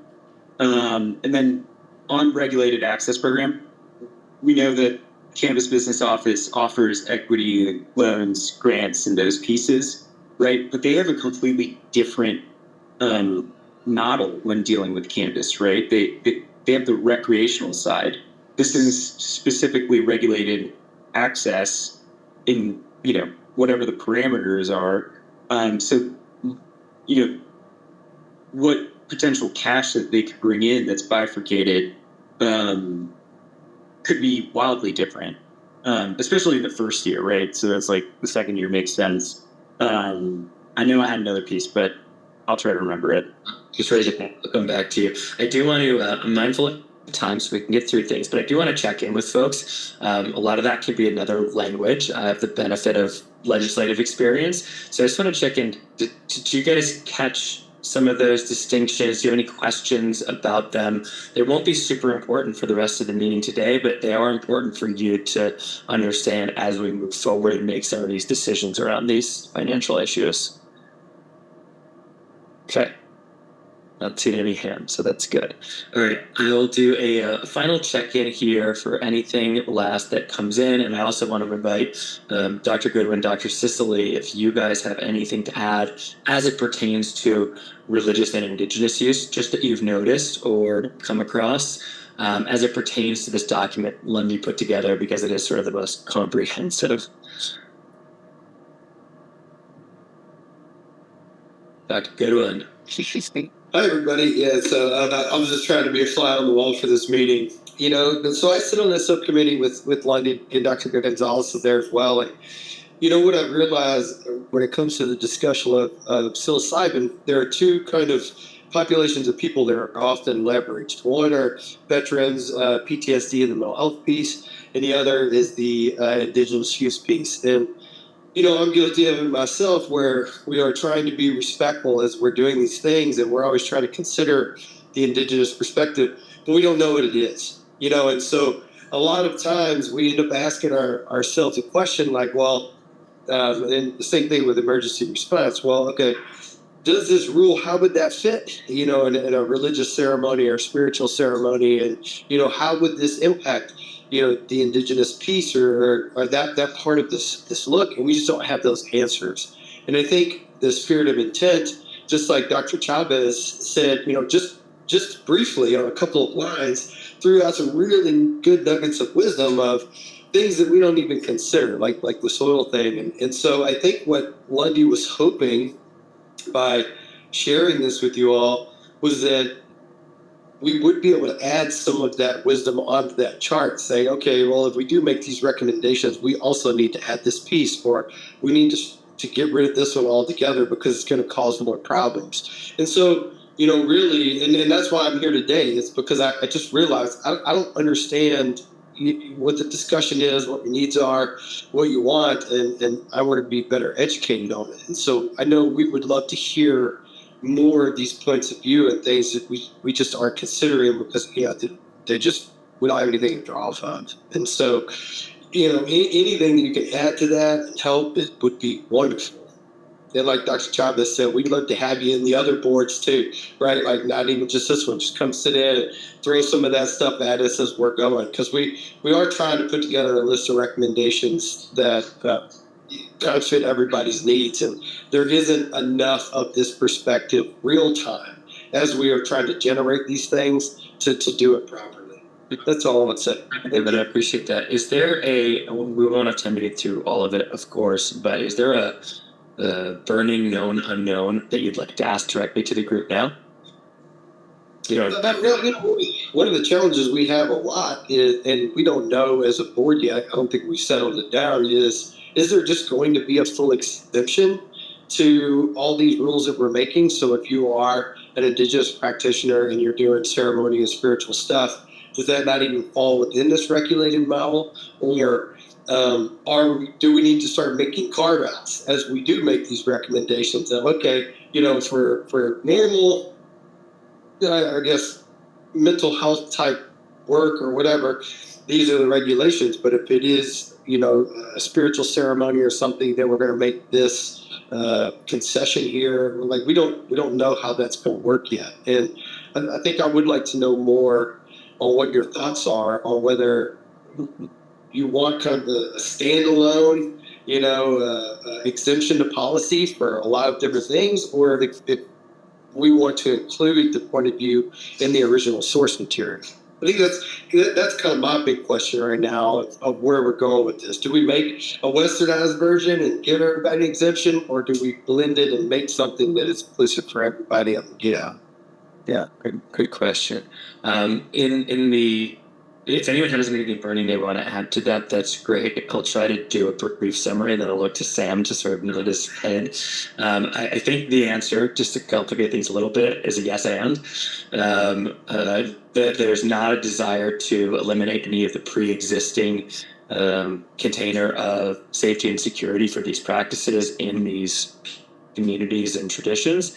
And there's a recognition that some of these practitioners may also want to be able to operate under the facilitator license for a number of benefits, including, possibly, and Sean, if you want to jump in on that, you know more about this than I do, but it's a yes and. Sean? No, I agree with that, and I'm just starting to think through this, and so I think there a lot more discussion has to happen, but I really like what Skippy said earlier about, I think it depends on what the participant is looking for.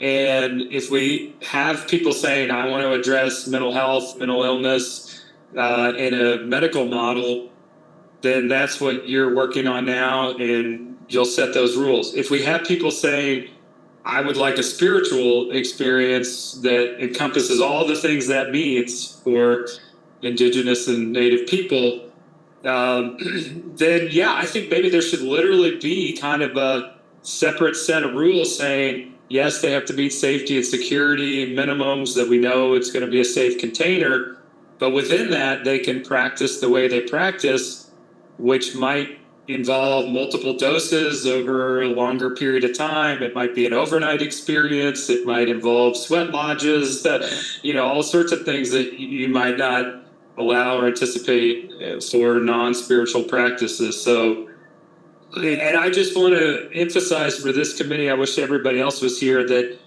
this is so important because, and I'm going to give more effort to this, not that I wasn't already, but we just had Governor Newsom in California veto a decriminalization of psychedelics.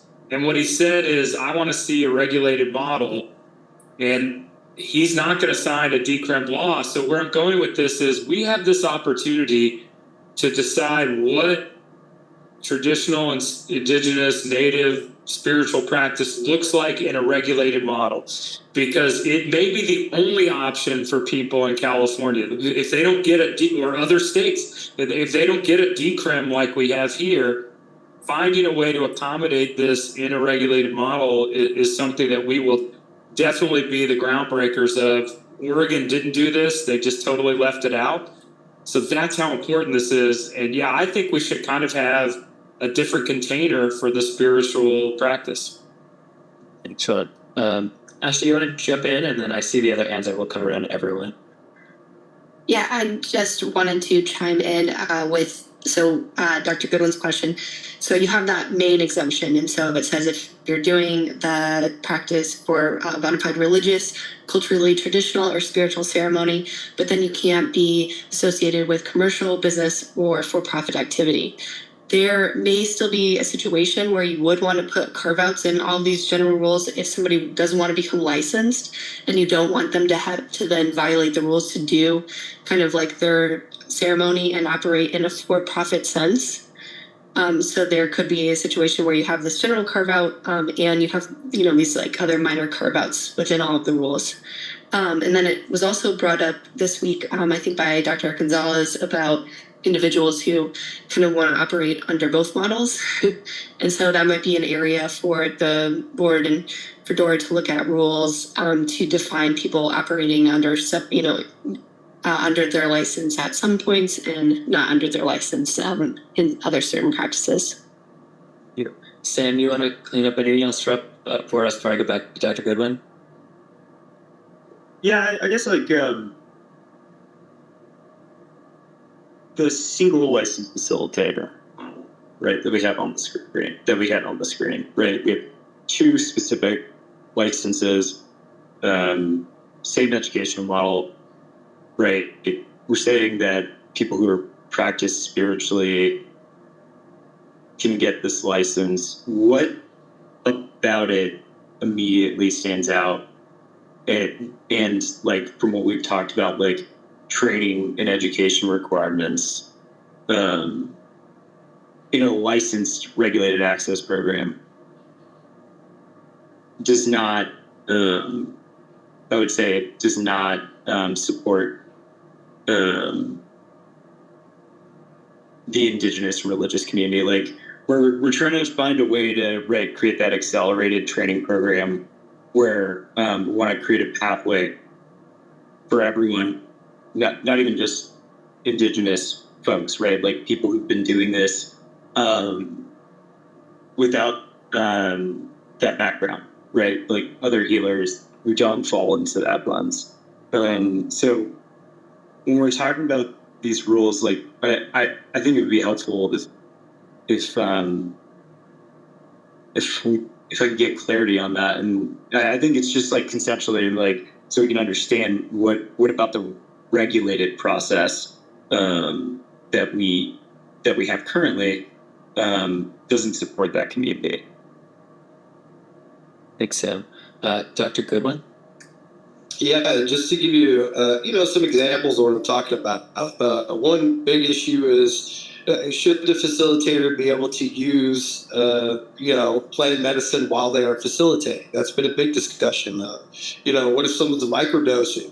Can they do it while they're microdosing? If not, in some cultures, it is appropriate for the facilitator to be doing that, right? And so we don't know enough about that. And then, back to what Veronica Lightning Horse Perez said, we're trying to take this kind of ancient medicine and put it on this kind of Western medical model. And I think you said that too, Sean. That idea where a lot of folks are like, we don't think safe, for a safety point of view that would be a great thing. But where do we fall here when it comes to indigenous use? Another thing is, can they do it outside?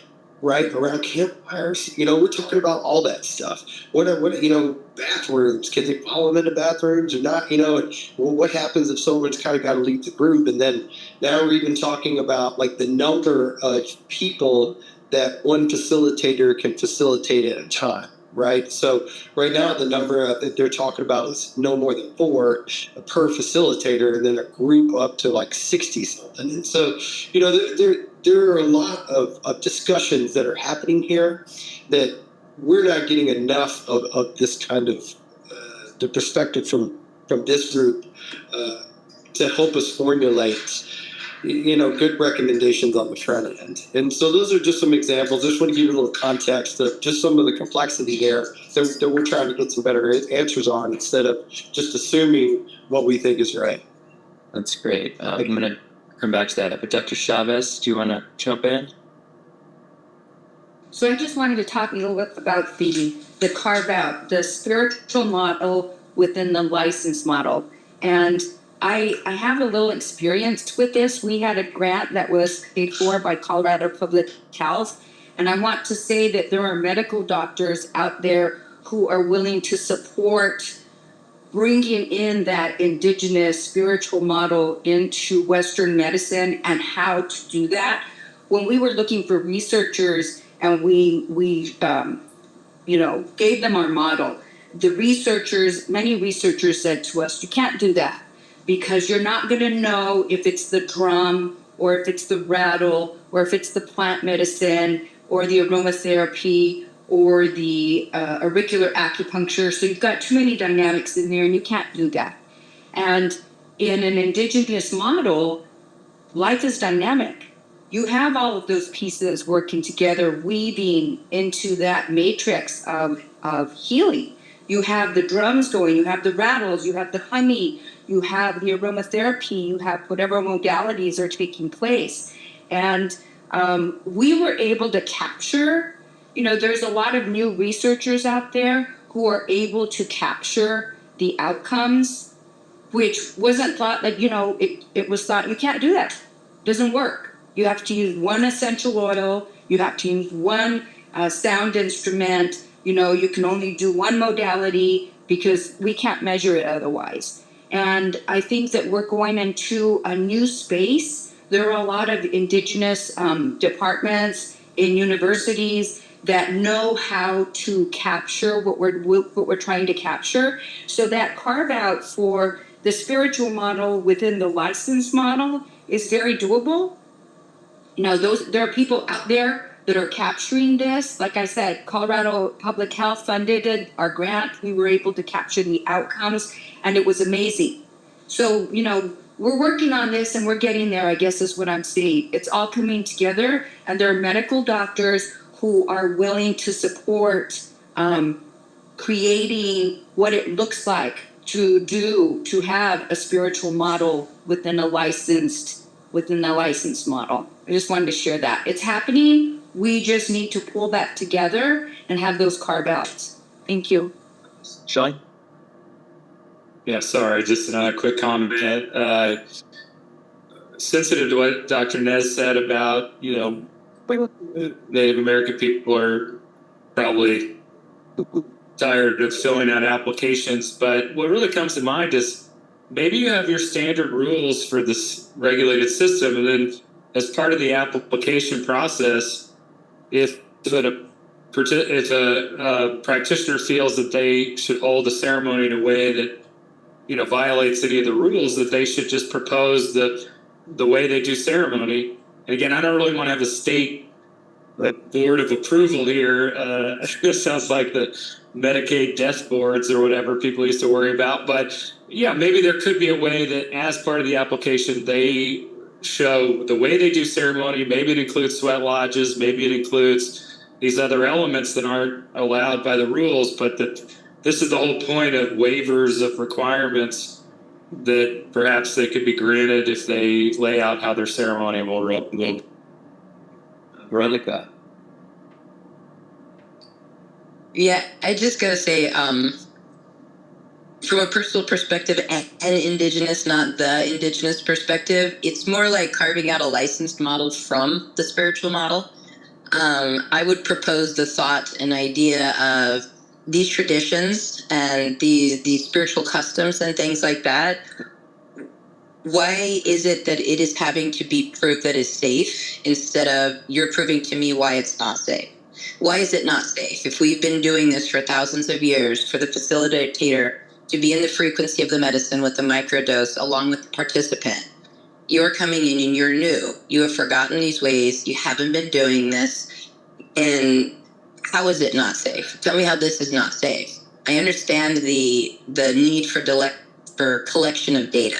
I totally get that. I've got a science mind. I love seeing numbers. Numbers is a great thing, but I think we're going backwards here. I think it needs to be, here's a custom that has been preserved and has worked. Lots and lots of proof that it has worked. Like the human species being here and these tribes still being here. So asking the question is, why is this custom not safe? Instead of asking the custom to prove why it believes it's safe, might be a better place to start from. Are you saying, sorry, I just had to follow up on that. Veronica, are you saying on on an application for what Sean was touching on regarding a certain ceremony carved out, or specifically just overall? Both. Realistically, it's both. We're seeing ancient traditions from all over the world have been using these medicines. And we forget that in our science mind and its new mind, and prove to me how it works, and this is the breakdown, and this is the receptors. This is coming to it after the fact.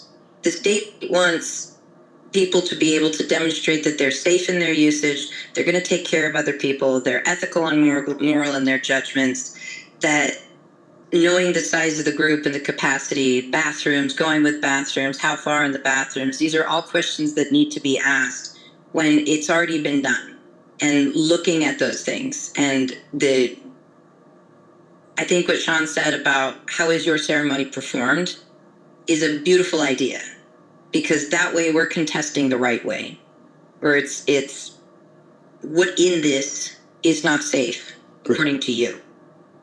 I guess my question here, right? I think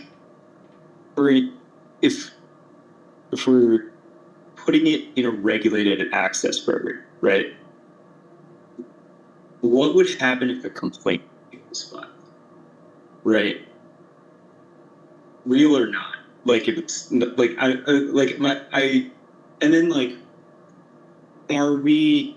And I do want to make it clear, from the state perspective, at least my perspective, just doing what we're required to do by statute. Like, I want to make sure that we're inclusive as possible. Like, we're only trying to do what's required by statute and other existing laws that interact with this. But like, if we're telling the state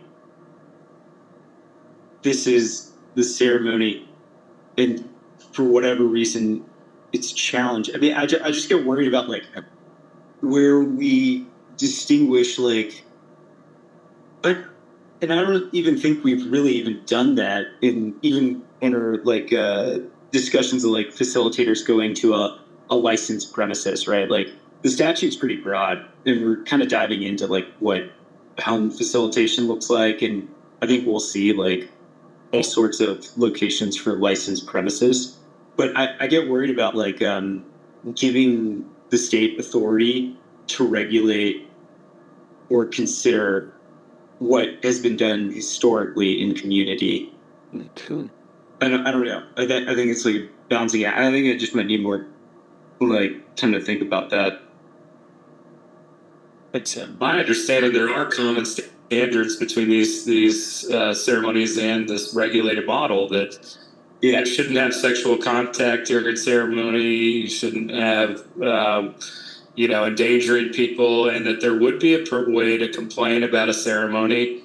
And the discipline, if the person was really misbehaved, would be to revoke their license, and that would be something that the decriminalization world doesn't have, this accountability in spiritual ceremony. So, I mean, determining the contours, like you're saying, if some practitioner went into your childhood trauma and you felt that was going into mental health, would they be disciplined? That's a harder issue, but I think there are some common grounds. Yeah, but I'm even like, when I'm thinking about like things we touched on in like safety requirements, right? I think it's been like just generally like trying to decide what is like a rule recommendation for like a location that would be like just a healing center, right? Knowing that like BHA and like mental health facilities and other clinics, maybe like other local community health centers want to hire like a facilitator, right, to perform, and that would be either Sphere 1 or Sphere 2, right? We're not saying 1 or 2 can and can't do that. But it needs to be like in conjunction when we get worried about like the enforcement actions from other boards. But like, I think if like the main requirements are met, right? Like, not getting too specific in detail of like, you can like, I think I get concerned like when we think about like Oregon, or when I was looking at OHA stuff, right? Like specific inside location or whatever. And I think if we get too into the details on that kind of closes off the opportunity for what it might look like in different settings, right? Even if it's outside by a fire, right? As long as it's like meeting requirements for the licensed premises location, and like there's authorized staff there, people are walking, right? Like, I think that, I don't know, I feel like if we get too into the details on like I don't know. I'll let Lori talk. I'm like rambling at you guys now, so I apologize. And Lori? Yeah, I think that really the protection for complaints and such, partially it is in the exemption. Because traditionally when someone submits an exemption to a rule, they require documentation, they require an explanation of why they feel that the exemption applies to them. And I think that in evaluating that, once an exemption is granted, there isn't room later for, say, a complaint in regards to the rule wasn't followed when the exemption was given. So that, right, I mean, it could be something outside of that, but if it isn't surrounding why the exemption was provided in the first place, then that is the protection for the complaint process later on. So I think that it is in the exemption and them describing what is the reason that they need the exemption, and that a lot of these scenarios, the religious ceremonies and other stuff, are going to fit into that would be granted an exemption that people would immediately say, yes, they should be allowed to do this. and that makes it different. Anybody can ask for an exemption. Anyone can. Does it mean they'll be granted or not? Not necessarily. So the criteria for the exemption can be defined or generally defined as to what we're going to look for to provide an exemption. I appreciate that. And it's good to know that that structure is in place. And Dr. Goodwin, I'm going to come back to you in a second. I want to touch on a few things that you mentioned so you have a chance to respond. It's great to know that structure is in place. And for the purposes of this subcommittee, I just want to draw all of our attention into really setting those parameters, because we don't know who's going to be that reviewer. I think you can make a fair assumption that it may not be someone with experience with indigenous tradition or even medicine work, who may default to a protectionist sort of mindset, could come from a tradition of these things are dangerous from cultural indoctrination. So I think it's our job to educate that reviewer so that they can make the right decisions. So I just want to put that out there. Dr. Goodwin, a few things you mentioned, and I'll just speak from personal experience, but I know you guys are trying to get at specifics. But, for example, numbers of people in ceremony or with a facilitator. I sit in Zendo every year at Burning Man. I've seen one-to-one work. I know a lot of people who sit one-to-one with clients. And it's extremely beneficial. I've also participated in life-changing ceremonies with 25 people. And so I think that there are very clear models of both that work. And so I just want you to sort of be aware of that as you go back. The outdoor access is a big one. I've certainly participated in ceremony where the outdoor was not just a thing, it was part of the ceremony, it was part of the reason it works, part of the efficacy, part of the connection, part of the thing. It was one of the elements in the collage that Dr. Chavez suggested. So especially being here in Colorado, where I'm looking out at these beautiful yellow leaves, I think that's important to consider. The last thing I will share is just a personal perspective, which you can take or leave back to the group, and I'll look to others for different opinions. They're all welcome.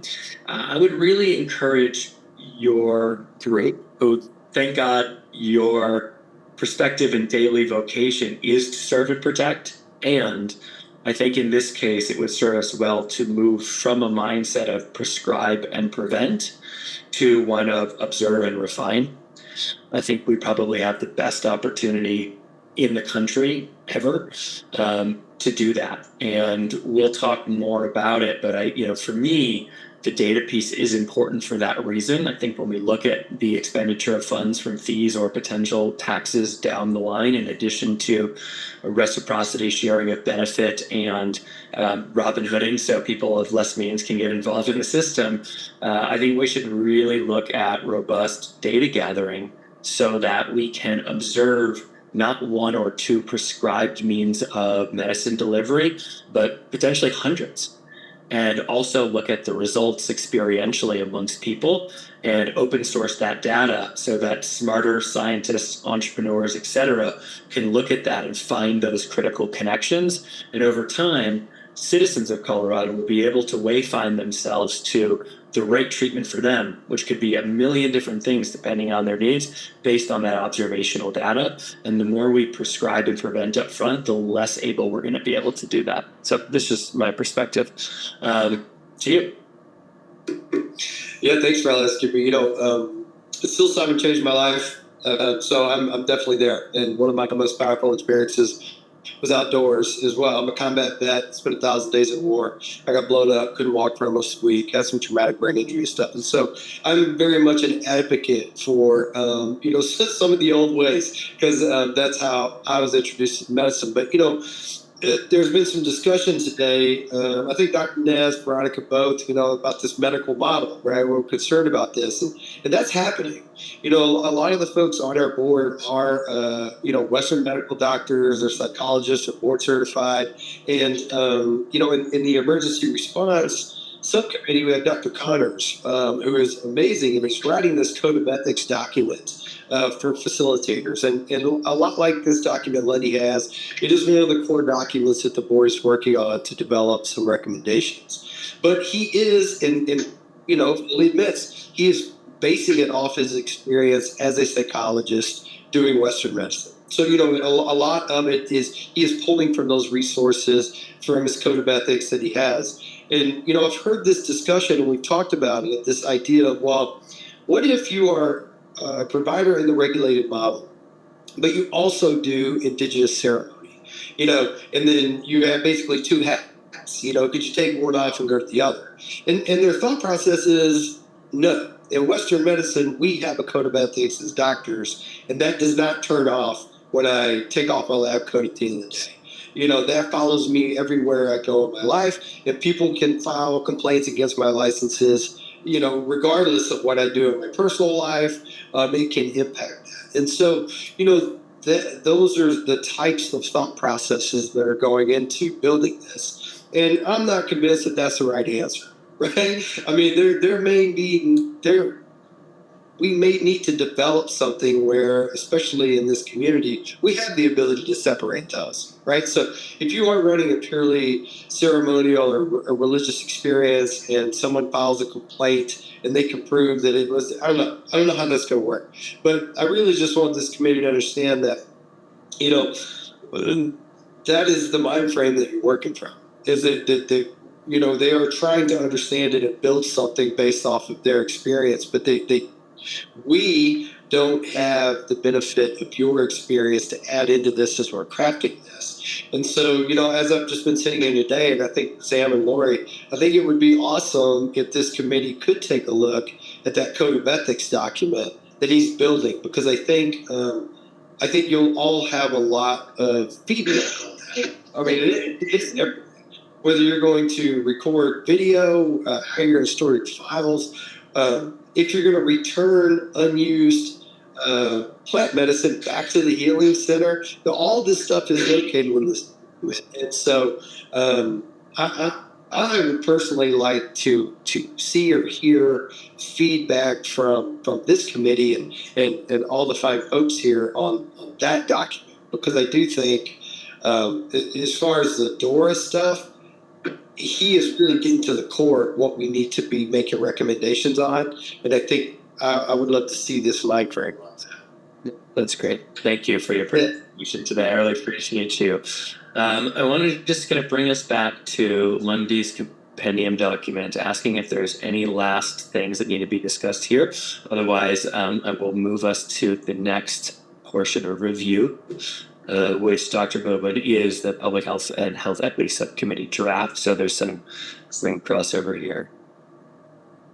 Not seeing any. I do just want to draw attention. Sam, I'm sure you've got this note, but I think the thing that came out that I heard was finding opportunities in in-person meetings with Native communities and Indigenous religious communities to offer the opportunity for people to provide feedback on this document so that we can expand that scope. I think it was a great suggestion from Dr. Chavez. So moving on, Sam, I do want to make sure I'm looking at the right piece. In our packet, I'm looking at the page that says Public Health and Health Equity Subcommittee Draft List of Initial Recommendations. I believe that's the next thing we're going to review, but it doesn't match the exact language in the script I received, so I want to make sure that that's correct. No, I think that might be a duplication, but I think we just did public health and health equity. Okay. Let me see. So the next piece that I have in my packet is the draft educational and experiential requirements, which is the training. So is that where we are now? Because I think there's a missing spot in my packet. Yeah, that's where we are. Okay. We had equity on the agenda, and then products and research and data, and then education, curriculum for training requirements. So it would be products, research, and data. So this is outline. This is recommendations draft that are going to be discussed next week. Beautiful. Okay, so that was missing from my packet. That's a me problem. Okay, so I want to open up discussion around this piece. Did everyone else have an opportunity to review this? Have you guys seen this before? No, Brad got it to me like fairly recently. So that's there. And they hadn't consolidated it in any material. It was just a lot of conversations from cultivators and hearing what's working around testing cultivation for organ, what's not working. So I'd love to give everyone like 5 minutes to take this in then, so we're all on the same page. So it's 3:30 now. Let's say 3:35 to read through this. If you're done before that, raise your little Smurf hand, and if we're all done first, then we can continue. I was gonna say, I mean, we can include this for like the next meeting too. So it's probably gonna change as well next week. Or yeah, so I don't know. Just, I mean, speaking for myself as a member of that subcommittee, I would want that feedback and not have to wait another month. That's a good point. I didn't even think Whatever. of it.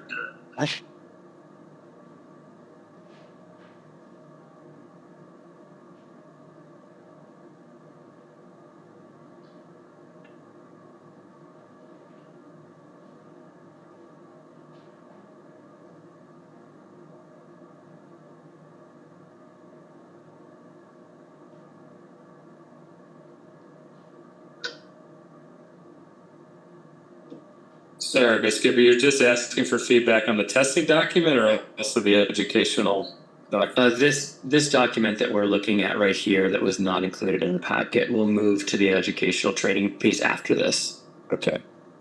Yeah. You've probably already read it because you're a lawyer and a massive speed reader, I'm sure. I was part of one of the testing subcommittee meetings. I just think these are examples of things that. Well, let's hold off on feedback until everyone's done it.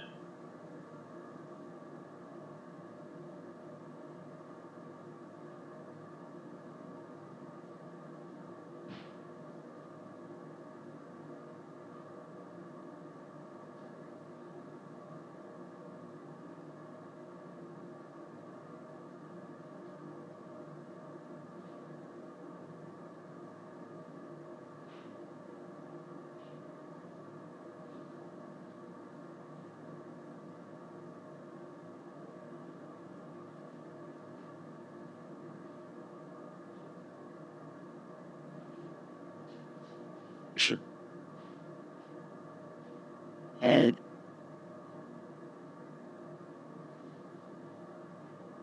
good.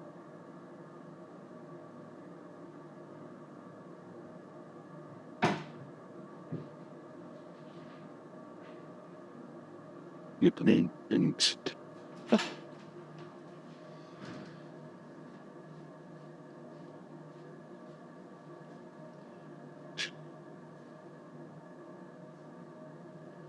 And so I'm going to add rescale in clutter, sand facets move. Yes. Okay. Dr. Chavez, A+ on fellow directions. Did you want to jump in to start us off? I think, the first thing that I want to just draw our attention to is, are there any red flags in here? Things that we've read that from what we know of Native Indigenous religious use, these would be in conflict with?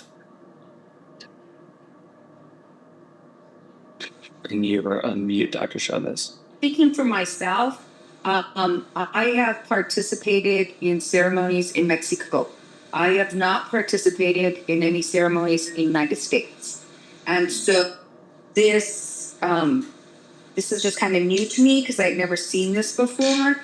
So, and the elders are usually quite a bit older in their late 70s or early 80s. And they are the ones that portion out the medicine.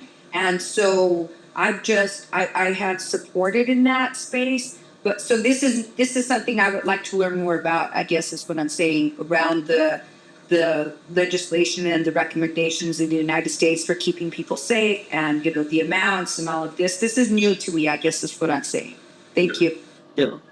Anyone else have anything they notice as a flag here?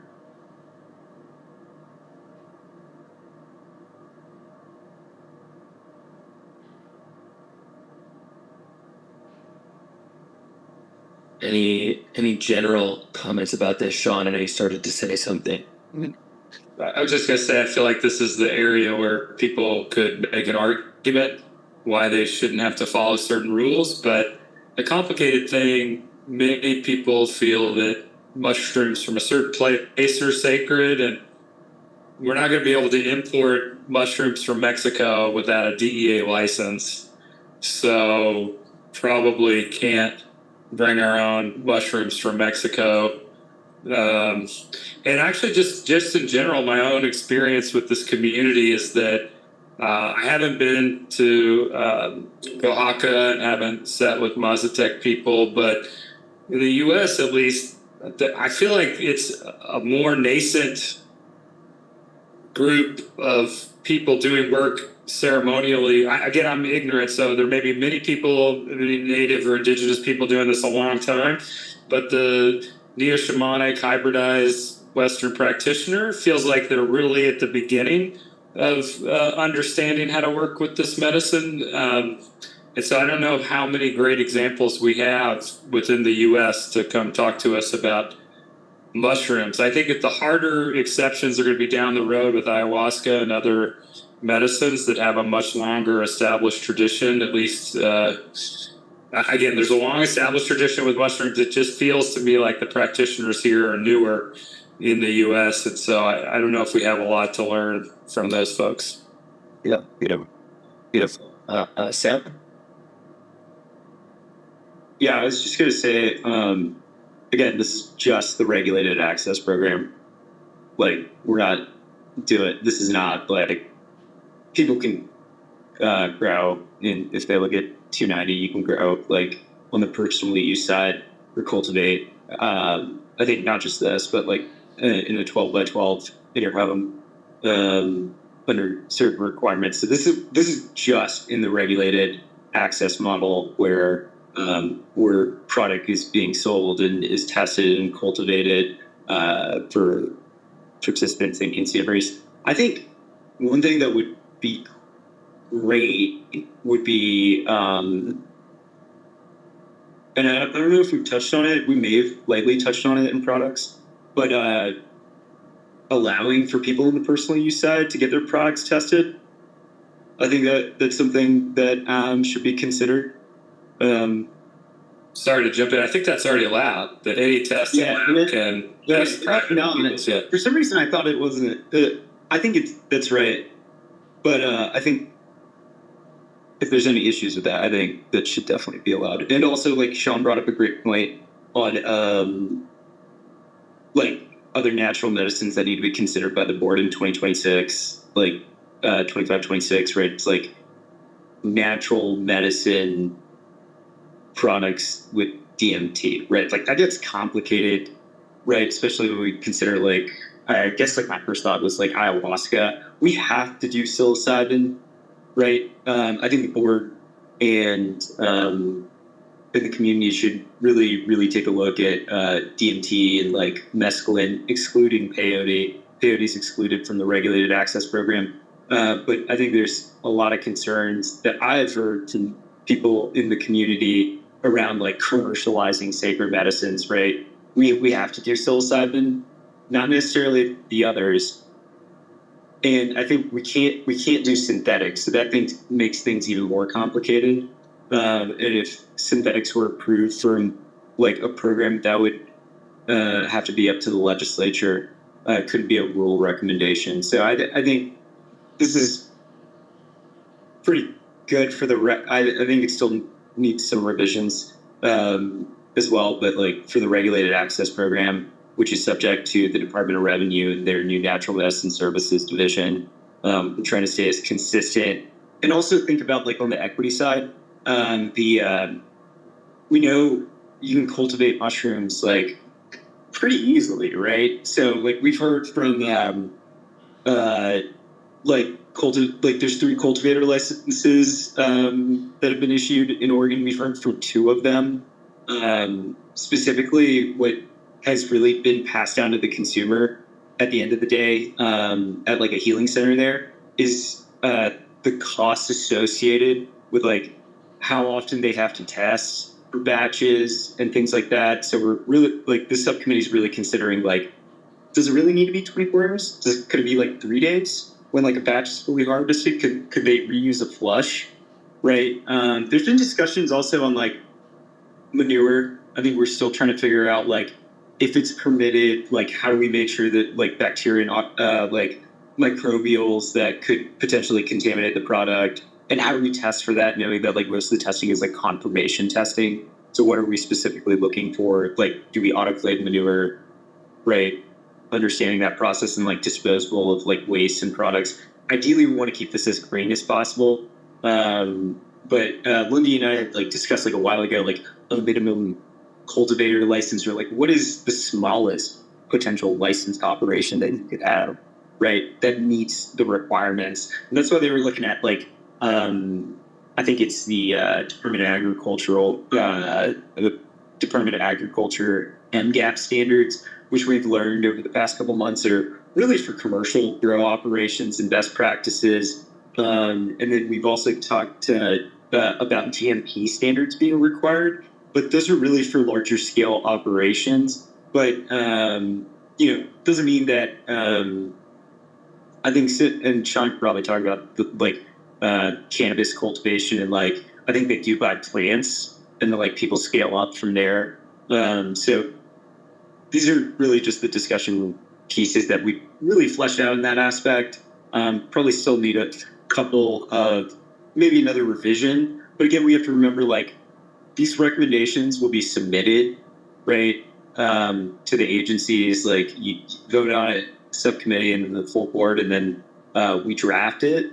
You guys look at it, and then we go into rulemaking where like people start providing feedback and comment on the rules. Like maybe we should like change this, maybe consider this, right? So, but I think this is a good place, honestly, from that subcommittee on the regulated access program for cultivation standards.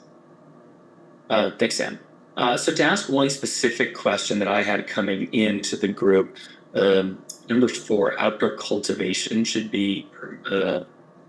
not be permitted. I wonder if anyone who has more knowledge of indigenous practice of where mushroom would come from would see that as a conflict or a problem.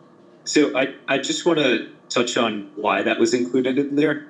Really briefly, it was specifically from the cultivators, not even just the licensed cultivators, but also the cultivators that we've spoken to here that are doing this in the personal use space. What we've heard is mushrooms that are mushrooms grown outside. The concern is even say like fire or wind, or if there's any contaminants that could be picked up, the mushroom most likely will pick up. And there's too many variables in that aspect. So that's why it was included. Yep. Claudia.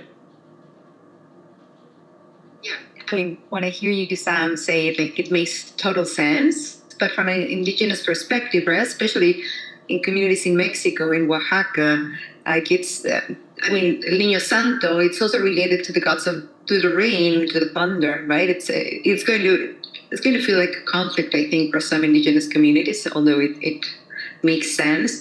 One question that I have, thinking about an indigenous person trying to apply for a license, do they need to buy then their sacrament without specific labs eventually? Like, will they be forced, I guess, in some way to also choose how they get their medicine? Yeah, so for the regulated access model specifically, like when you're licensed and you're providing a service, you have to adhere to that. If you're doing it on the exemption in 290, right, like for bona fide cultural, religious, spiritual, or community, right, you don't purchase, and you can't purchase if you don't have a license and you're providing it to someone like a participant in that model. So this is specifically for the regulated access program. It's only sold to people who have a license for a participant, right? But the whole personal use side, we are not making recommendations on that, right? On the process for that. Claudia, just to be clear, I mean, that's part of the oversight of this board is to make recommendations on these things. So can somebody both be a facilitator and a cultivator? Possibly. And if they are both of those things, can they only be cultivated in a particular way that is aligned or misaligned with Indigenous tradition? I mean, those are the recommendations we get to make. So this is the place to speak to what we would want those to be, so that they are. Thank you. Veronica? Because I think this would be one of those instances of carving out. Because if I step into an Indigenous practitioner's shoes where I'm going to go ahead and say, hey, I'm going to get the license to serve the greater good, and there's a couple of things that work in there for me, it would feel like I'm forced to only buy from these companies with a pretty significant recognition that those are going to be entities that and cultivators that are not growing traditionally, may not be growing with the respect or the prayers or anything that goes into these, growing these little teachers. And that is, I would say that that's going to be a pretty significant problem. So the possibility of those of indigenous lineage, or those that would be participating in that more of a spiritual practitioner, more cultural use, should have an exemption in that if it goes that way, that they are able to cultivate their own medicine. Because that connection with the medicine that is being grown by many practitioners is very, very important. It's part of the bond of that, knowing that teacher, growing that teacher from the beginning to the end, and serving that teacher, and then being with the person in ceremony, helping, supporting the teacher to be able to do the teaching. So having to go to, not trying to come from any kind of place, but saying that I have to go buy my medicine, and the only way I can get my medicine is from these white cultivators over here that are doing it standard by the book, inception, according to Western cultivation methods, it's not going to be a good thing. Thanks, Veronica. Sam, I would also just add to that, and this is just a guess on my part, but I would be willing to bet something of value that there will be potential clients who want to go to a Western style facilitator for reasons of perceived safety, but would actually pay a significant premium for a product that's grown in a organic, traditional, indigenous place that has a connection to land and story and spirit and history. So I think there's going to be a part of the market that wants that, and I think we could probably, we have testing, right? So the cultivator is really taking the bet on whether they're going to lose yields, to use a more Western term. But I do see this as a conflict. Dr. Chavez. I wanted to share that my experiences in Mexico, I've seen both. I've seen tied off areas, which are very secret areas, where mushrooms are harvested, sacred mushroom is harvested. And then I've also seen greenhouses where the sacred mushroom is grown. It just kind of depends. Some of the younger generation does things a little bit differently. And, I think that we need to make it available so that we, affordable, I guess is what I'm saying, so that we have some of the indigenous traditional healers and cultivators that they can get involved in this, I guess is what I'm saying. So it needs to be affordable for them to get involved in the first place, and to be able to pay all the fees, the testing fees and everything else. And what does that look like?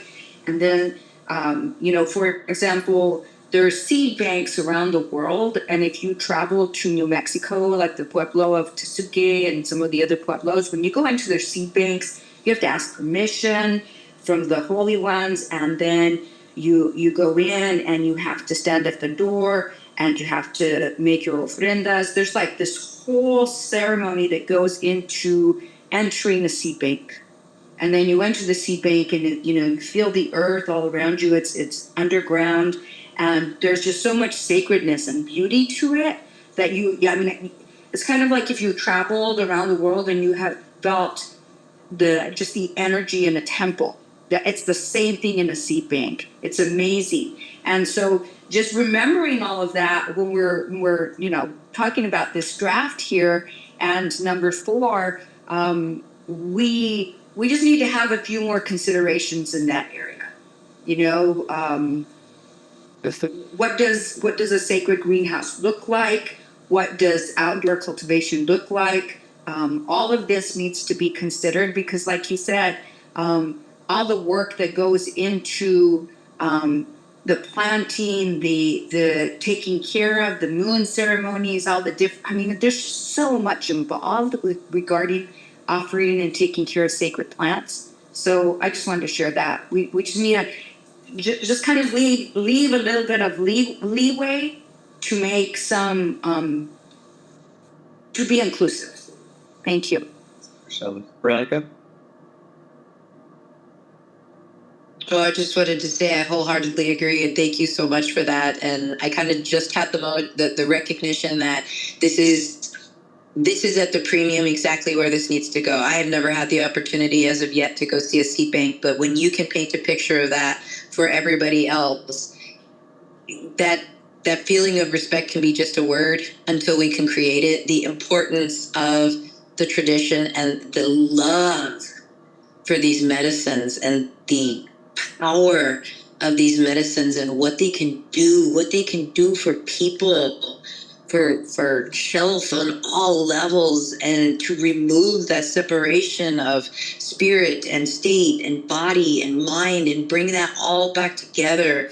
That is going to come from these conversations and the people on this call hearing and receiving and having a new picture to form of what this is and this meaning. And I can go in and out of my emotions the whole time. It's like some of the questions are like, oh my God, I can't believe we're asking this question.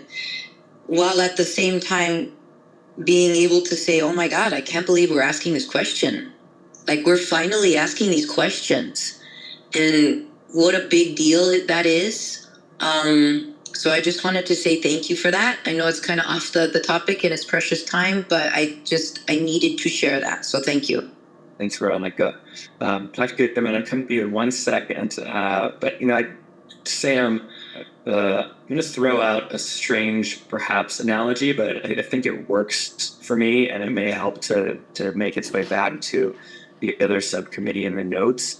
The thing that came through for me, the laws of kosher coming from a Jewish tradition, like kosher food, right?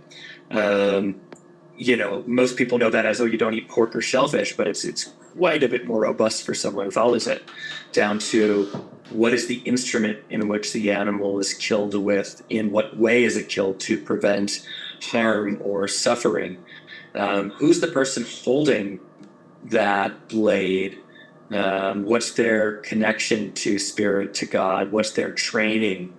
And the belief structure is that all of those decisions imbue the food with an energy that one can trust and comports with their life. And so, asking a indigenous practitioner under the facilitated model to use, let's call it, lab-grown mushroom is sort of like asking a religious Jewish person who wants to open a restaurant to cook Shabbat dinner to use steak by Oscar Mayer. It's sort of offensive in all the ways, and really devalues the experience. So, I think what I'm hearing here is, outdoor cultivation may be important, but that there's more considerations for ways of cultivation that are critical to the cultivation of these medicines, in use in indigenous and religious type services, but also that clients may want or prefer in terms of their medicine. And so I think, maybe looking to the testing side, so that's where we're ensuring safety. So anyways, Sam, I do see your hand up. Do you want to jump in, or Dr. Goodwin's had his hand up for a little bit? I'll let Dr. Goodwin get up first. Okay.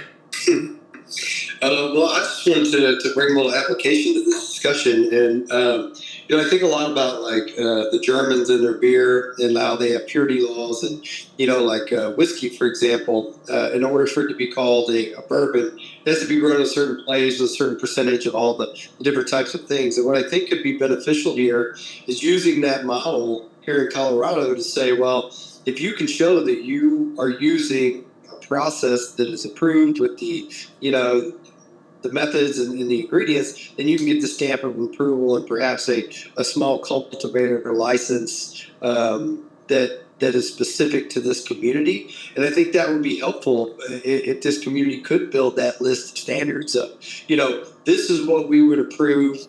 And then you could do maybe an in-home cultivation thing that is specific to this culture. And I think that could be very useful for everybody. And I think it could also reduce some of your testing rates and stuff too. Say, hey, this is a process I follow. It meets all the criteria. So we don't have to test as often. We spot test. But I think there are models there that we could lean on and make this a successful thing. That's a great suggestion. Sam? Yeah, actually, I was going to ask if folks on here have anything that you can guide us to that we could reference regarding testing. I mean, not testing, cultivation practices.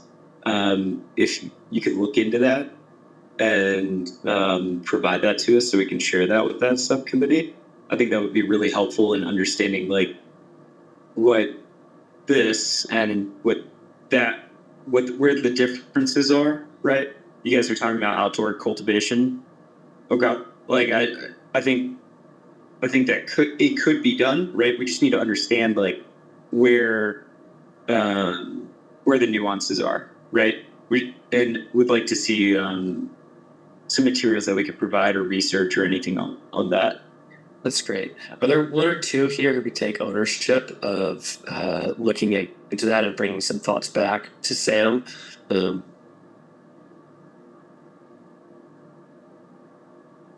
Dr. Gonzalez. Not ownership, but back on June 13th, 10th, sorry. We had a presentation from Rafael Lopez from Peru, and he touched on how they look at the efficacy and the potency of their natural medicines. They do ayahuasca. Yes. So I'm curious if they have any recommendations to be more respectful, but still being able to fall within the realm of statute. That's great. Dr. Chavez, your hand was up. And I back up. So it's Dr. Gonzalez offered or reminded us that we had someone that shared with us. I work with a group of professors from the Intercultural University and the universities in Morelos. And so I was just going to ask them if they knew of someone who was willing to come and share with us. I mean, I will do that anyway. And if anything comes of it, then I will let you all know. I think that would be great.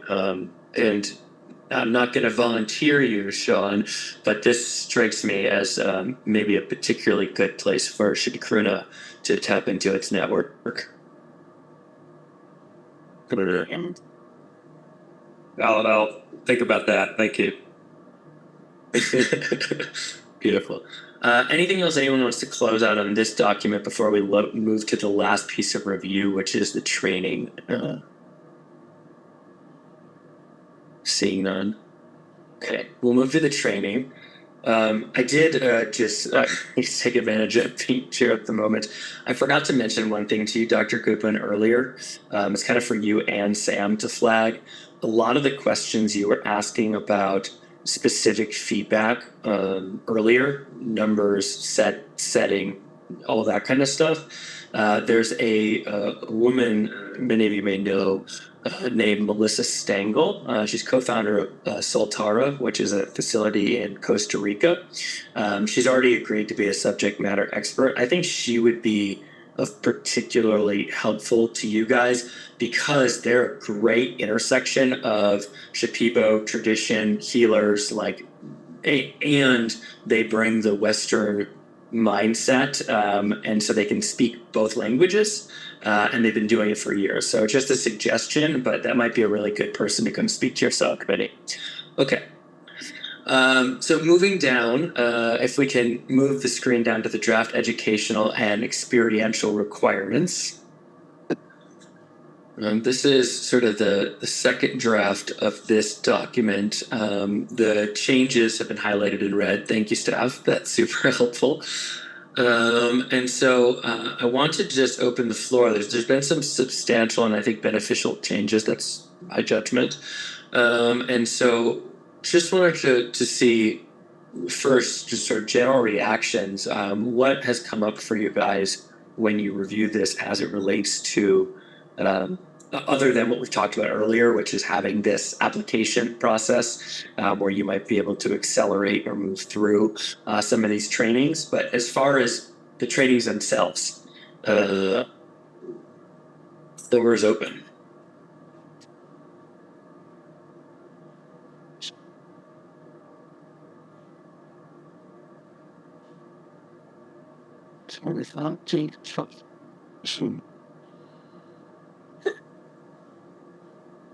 Be shy. Don't jump at once. Don't jump in if no one will. Just again, kind of say there's a lot of little things in here that, 40 hours of continuing education related to natural medicine every 2 years. I think these are examples of things that if you have an accelerated licensure and opt-out process that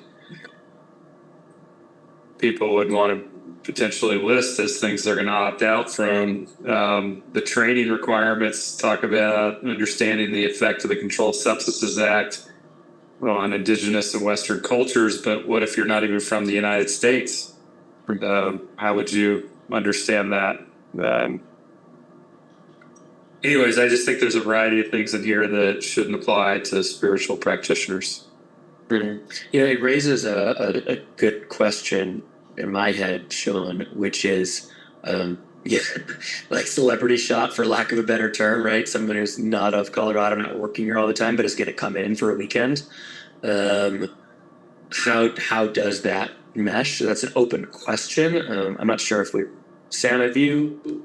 I missed one meeting of this subcommittee, so I don't know if that's really been discussed. Do you have a recollection of that?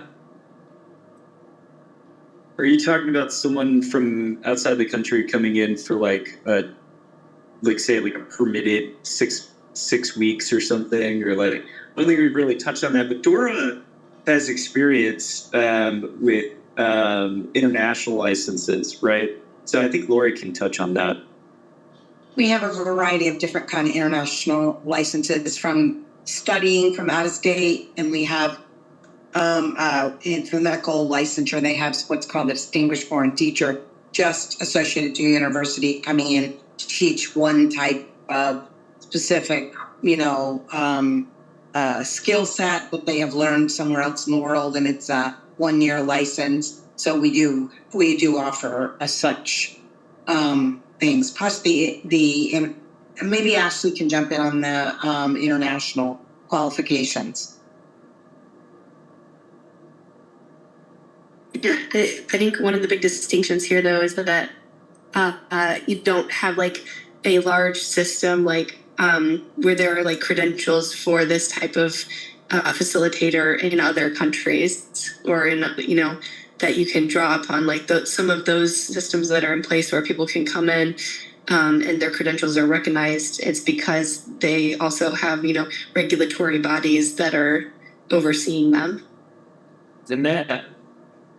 We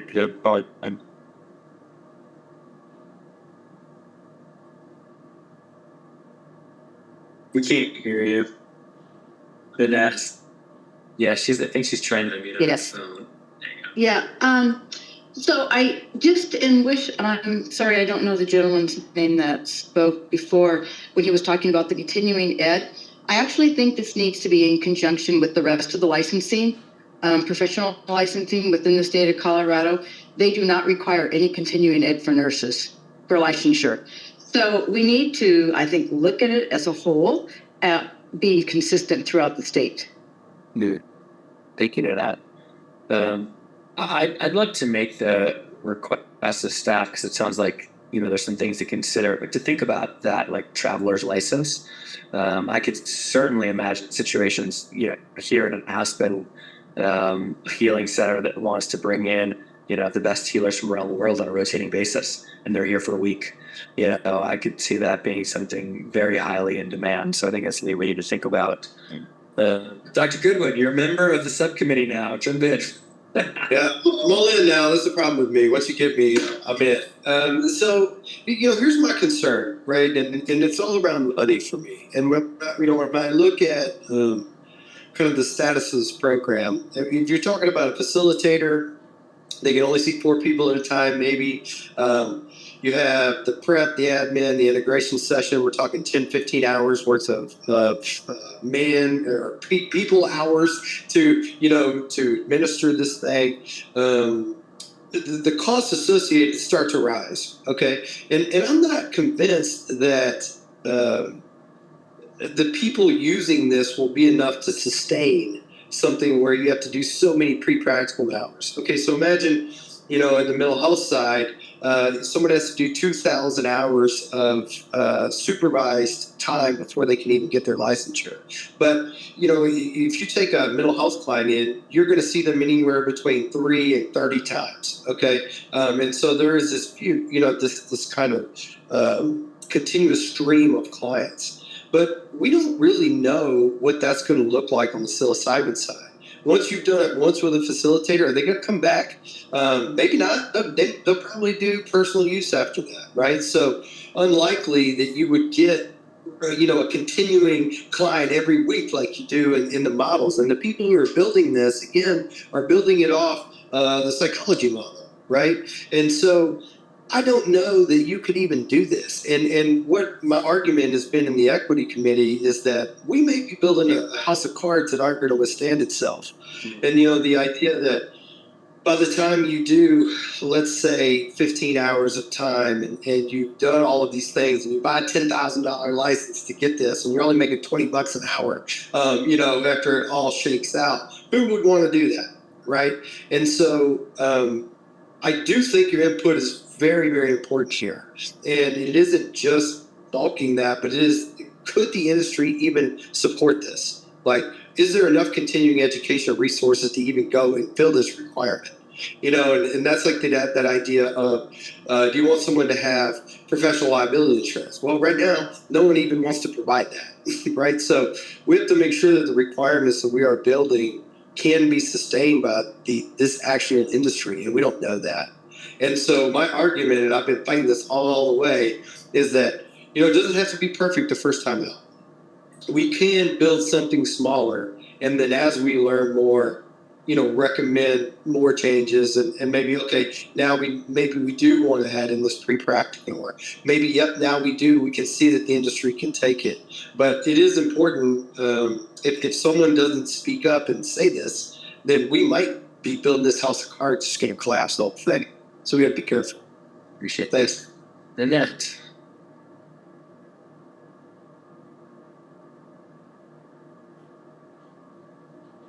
Should I lower your hand? Okay. Okay, Veronica. I wholeheartedly agree with Dr. Goodwin. That's a lot of hours, and then what would those hours be about? Just the new science breakthrough information that we have coming in. Maybe a check-in, because for the purposes of data gathering, to be able to have practitioners come and check in and maybe share what they have learned for the database and different clients that they've worked with, different ceremonies they've held. Because I think sometimes we have to be okay with admitting that we don't know that we don't know. This is ancient practices that are more or less being resurrected. Right. And a lot of science in it, and a lot of new trying to discern something. And a lot of that is going to come through practical experience. Our wisdom keepers have those experiences and know what to do because it's lineage. It's been handed down and handed down and handed down. Tons of work in the community, many, many ceremonies, many, many scenarios. So would something like that be more effective in just data gathering and as we build out, so that we can know what questions that we need to ask? We can know what kind of continuing education, if there needs to be some, where those areas need to be built out. And I also had a thought about international licenses and things like that, building on the equity side. If people are coming from other states, other parts of the country to come in here and do service and make money, then maybe that would be an area in which we could look at gathering something to be able to furnish licenses for Indigenous people that don't have the resources, but do have the knowledge in order to get the license. Yeah. Veronica, would you be comfortable with me devil's advocating the first part of your comments about the continuing education? Absolutely. So I think what you're saying makes a ton of sense. And it presupposes a condition of lineage training. For a particular subset, they've effectively been doing this continuing education for decades in many cases. And so I think we're talking about having that opportunity to not have to do that if you have other accreditation. But think about the brand new person coming in who has no experience, who doesn't come from the lineage tradition. Do those continuing education hours function in many ways similarly to the lineage tradition itself? I think my feelings was more for the Indigenous practitioners and the spiritual use practitioners that would be coming in for the accelerated part of it. Because yes, you're absolutely right in that, and maybe that's something we could build on for that tier. These like little tiny print. When I was at the house, I was blowing it up on my other iPad so that I could read it. I'll have to look more in depth into it. Sorry, looks like it. My apologies. I have to hop up in a minute. I have to go back to work. But I mean, we need the data because that's going to foster the trust in the community, and that's going to make, in my belief, that's going to make this more of something that is just cultural.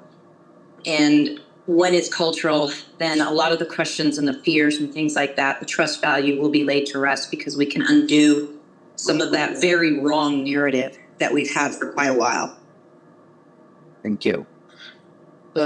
Sam, or whoever's got access to the screen, if you guys could scroll, there's a section layering here with a lot of new information, a lot of red. Just want to make sure everyone has a chance to see that.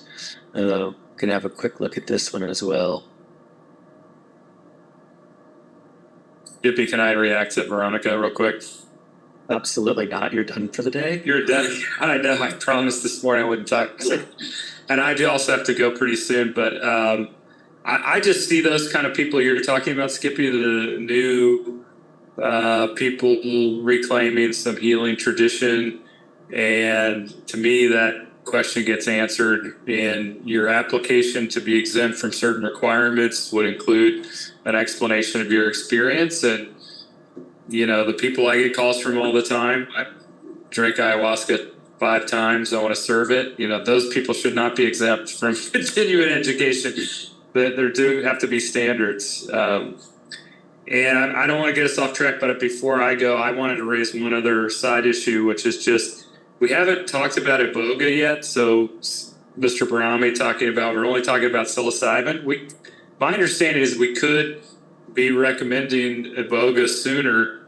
And I think this subcommittee is the one to really say something about that. And I represent a few people that, not Boite people directly, but people have been trained by Boite people. And I think we should hear from folks like that about Iboga at some point as part of this committee, because technically that medicine could be added right away. And so I think we have a role to play in that dialogue. Yeah, thanks for bringing that up. Right now we're focused on the psilocybin aspect of this. I think we need more time on the Iboga piece, because I think there are significant considerations that we have to take with Iboga in a regulated access model, especially with the adverse health risks with blood pressure, especially elevation, right? And the communities specifically who have been seeking this outside of, say, like cultural or indigenous, right? Iboga is understood to help people with addiction issues and concerns, right? But that subset of people tend to also have a higher health risk because of addiction, right? So we need to have time for that, and I think that's part of with 290, right? It can be considered earlier than the 2026 timeline, 2025 for the other natural medicines, right? But and then I think there's the other consideration of like training for that, and like what type of model that fits. If we're talking about a regulated access program where the state is saying, like, yeah, people can receive this, right? And who is trained to administer that for health concerns. I think there's also the other piece around the UN Nagoya Protocol and the approval of like importation of iboga. When I spoke with someone actually who has a high level of expertise on this, from my understanding, it's extremely difficult to cultivate outside of certain environments. That's why it's found in Gabon. And I think the other location was like Costa Rica. So what does that require for the regulated model? And I think under the UN Nagoya Protocol, and I might be wrong on this, but I thought it was only allowed to be exported or imported in the U.S. or anywhere from like people who've actually cultivated this and have been approved by that government and that culture and lineage. So I think there's considerations there, and then also like how much that might cost to import, and if there's any federal implications there that we don't have in statute regarding importation, and then what the cost might be passed down to the consumer in like the regulated model. But yeah, I think iboga does need to be discussed, and I think hopefully we'll get it into that soon once we on the regulated access talk about psilocybin and finalize that. So all right, bring us off track. I think the implication of your point is that a lot of people who want to talk about that are interested in the sort of pharmaceutical health side of this. But I'm saying that the thousands of year old time immemorial tradition is a spiritual religious tradition, and that we should address that. And the person I spoke with was coming from the religious lens. They were just like highlighting some concerns with it that we need to consider as a state, and I'd like to fold them in once we get into that conversation around iboga. Yep. So I'd love to ask us to scroll down in the document to 3I, which is the red paragraph starting with self-care for facilitators. I think this is the next part that may actually have some intersection here, and I know some people have to leave soon, so I want to just have a chance to look at this. Yeah, so there's a whole new section that's been added, and my assumption is there are, millennial old traditions of self-care, and maybe not in those words, for Indigenous facilitators, practices, protocols around that, if not in those words. So I wanted to open up discussion around this piece to see what fits, what doesn't fit, what might be missing, what other wisdom we could draw into this from Indigenous or Native tradition.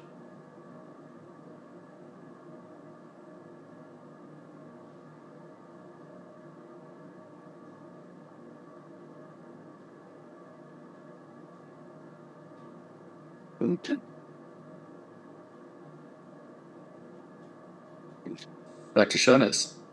So, where we have the piece, how a facilitator can prepare themselves for facilitation, there is, the preparation that takes place, the night before. You're seeing who you're going to be working with the following day, and there's a preparation for setting everything up. But this is much more involved for Indigenous facilitators.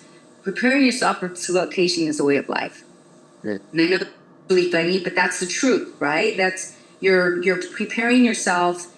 How do you live your life?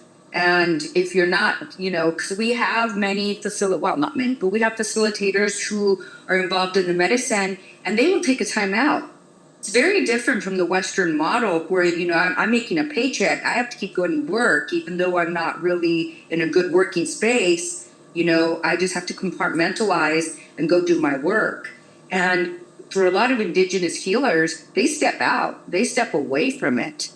You know, they recognize I'm not in a place, I'm not connecting to the natural world, to the cosmos, to humanity. And so I need to separate myself. And so, this is all really important, but a couple of people have said, you know, there are quite a few areas in this document that just really don't fit with the indigenous practitioner, right? And so, how do we identify when a facilitator is not in a space to facilitate and what to do about it?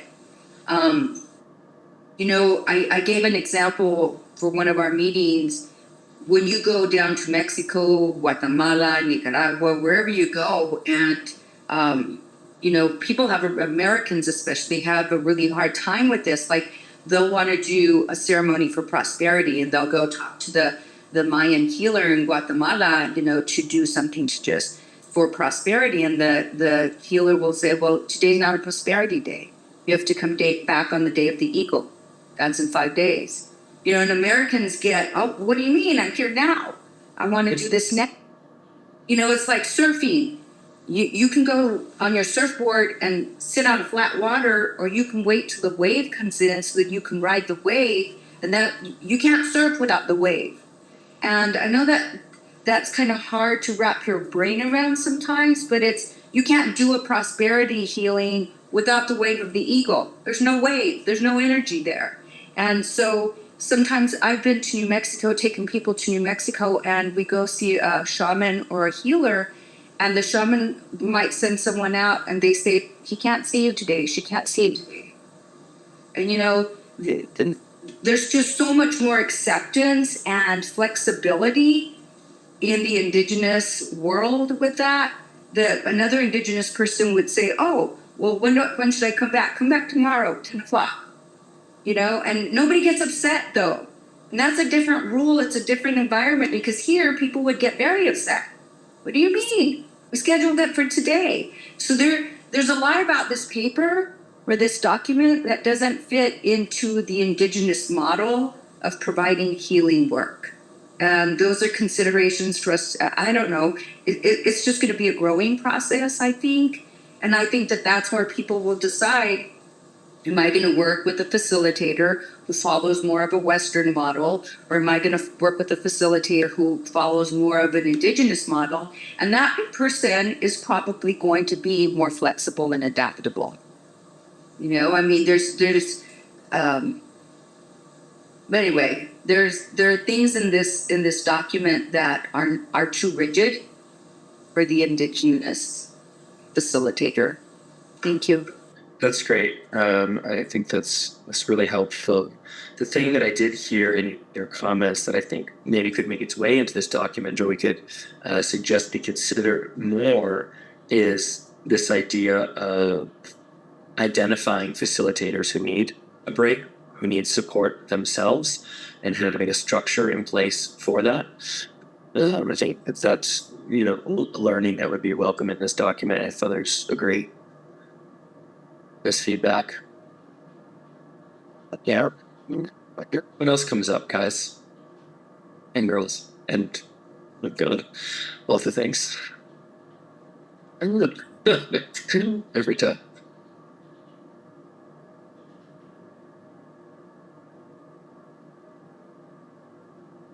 Maybe if Steph can scroll so we can see the next page. There's a few more paragraphs here. Thank you.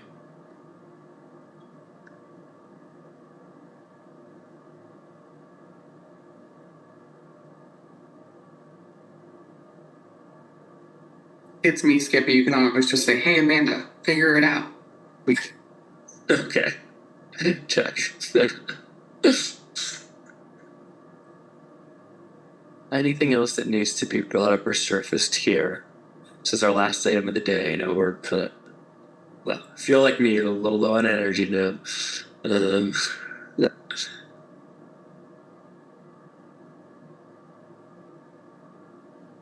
Okay. All right.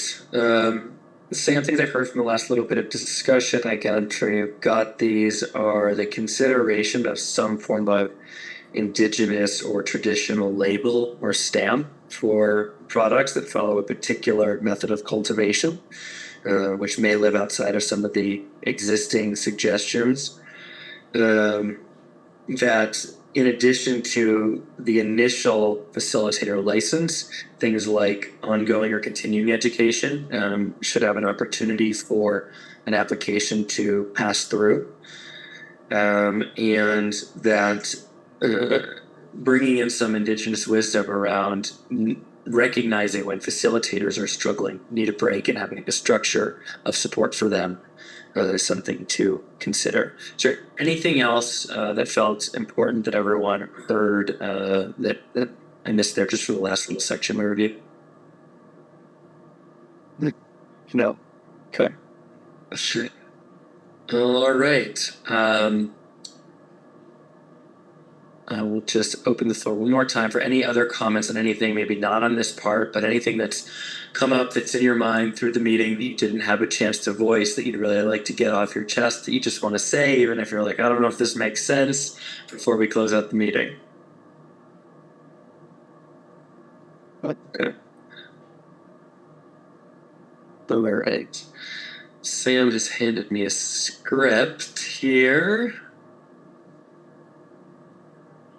I guess I should ask, I don't believe there's any reason for an executive session, but I just want to double check and make sure that staff agrees with that. Agreed. Okay, great. So I just, I really want to start by thanking all of you.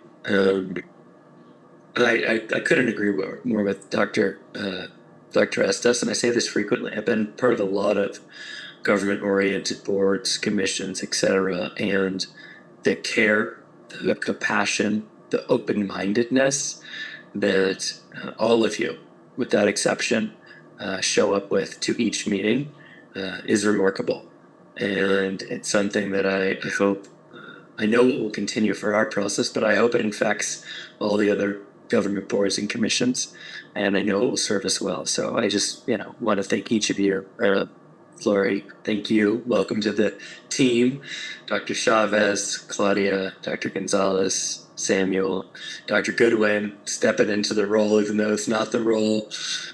Sean, Annette, I know Dr. Sisley, thank you for being here. Of course, Sam, Amanda, Monica. I greatly appreciate all you, and it's really an honor to participate with you. So I want to thank everyone for your attendance and participation during today's meeting. Before we adjourn, Sam has a hand up. Thanks. On the final agenda item is the fact that we're going to meet Friday the 3rd of November. Yes, there's the next paragraph that I read. Great. ... There are a few items that need to be addressed. The next meeting will be held November 3rd, 2023 at 1 p.m. So that same block of 1 to 5. Dr. Gonzalez? So are we moving it from this second Friday to the first Friday? Yeah, because that's a holiday. Sorry, what is the date again? It is November 3rd, but I'm now taking out my calendar to double check. What holiday is November 10th? Dad's birthday. Is it Sam's birthday? No, I wish. Dad's birthday. Say, what holiday is it? Because No, wasn't it a holiday? Veterans Day. Yeah, Veterans Day. So the state doesn't have any sanctions to be able to perform this platform for you guys. Does the 3rd work for people, or people have a conflict? I have a conflict. I can try to move it, but I cannot move. My daughter's getting married that weekend, and that's just going to be a very crazy day for the next day. And I will not be here on the 3rd. So Sam, that's a quorum problem. If 3 days, 7th work. 7th works for me. It works for me. 7th works for me. It'll work for me, but I'll be a little bit late because I have a meeting till 1:30. Great. Okay. Let's just leave that for now, and then once we get closer. and we put that on the calendar. And then once we get closer, if there's any issues, then we'll change it. So I will ask you all to calendar the 7th as a placeholder now, so nothing crowds it out. And Sam and staff will follow up with a final on that. And of course, remember, attendance is necessary for clearing.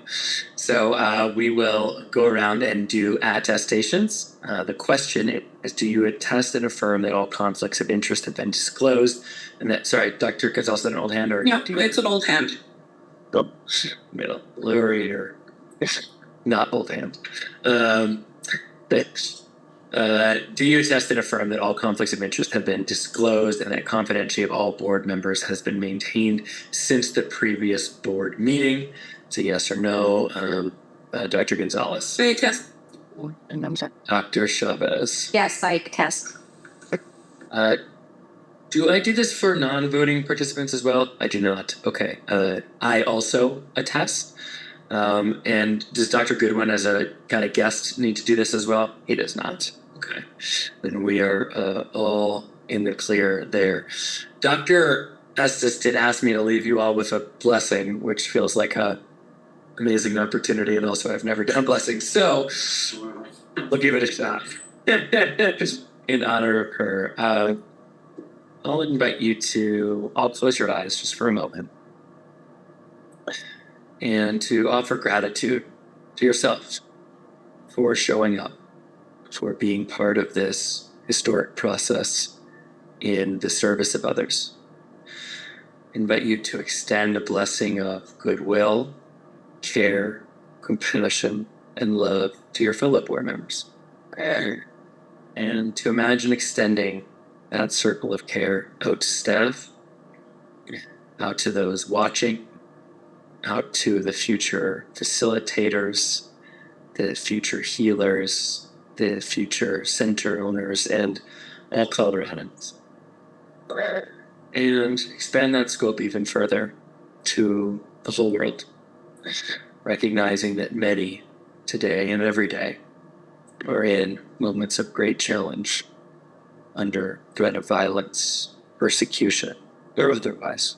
And I ask for you to try to find in yourself, in moments where you, as I have, felt anger towards any one of those groups or perpetrators, the same kindness that we have here for each other. Because it is the extension of those kindnesses to those who have been oppressed and are acting out in response that will shift all of it. And in responding in kind, we just continue the cycle. Thanks for joining me. And with that, I'd like to call for a vote to adjourn this Natural Medicine Indigenous Religious Use Subcommittee meeting of October 13th, 2023. Dr. Gonzalez. I will so move. Yes, sorry, thank you. Anyone want a second? Yeah. You're up, folks. All right, now we're going to vote. Dr. Gonzalez. Can I vote for what? To adjourn. Yes. I moved. Dr. Chavez says yes. Dr. Chavez. And myself, I am a yes. We are adjourned. Everybody have a beautiful, beautiful day. Thank you. Thanks for being here. Bye for now. Nice to get.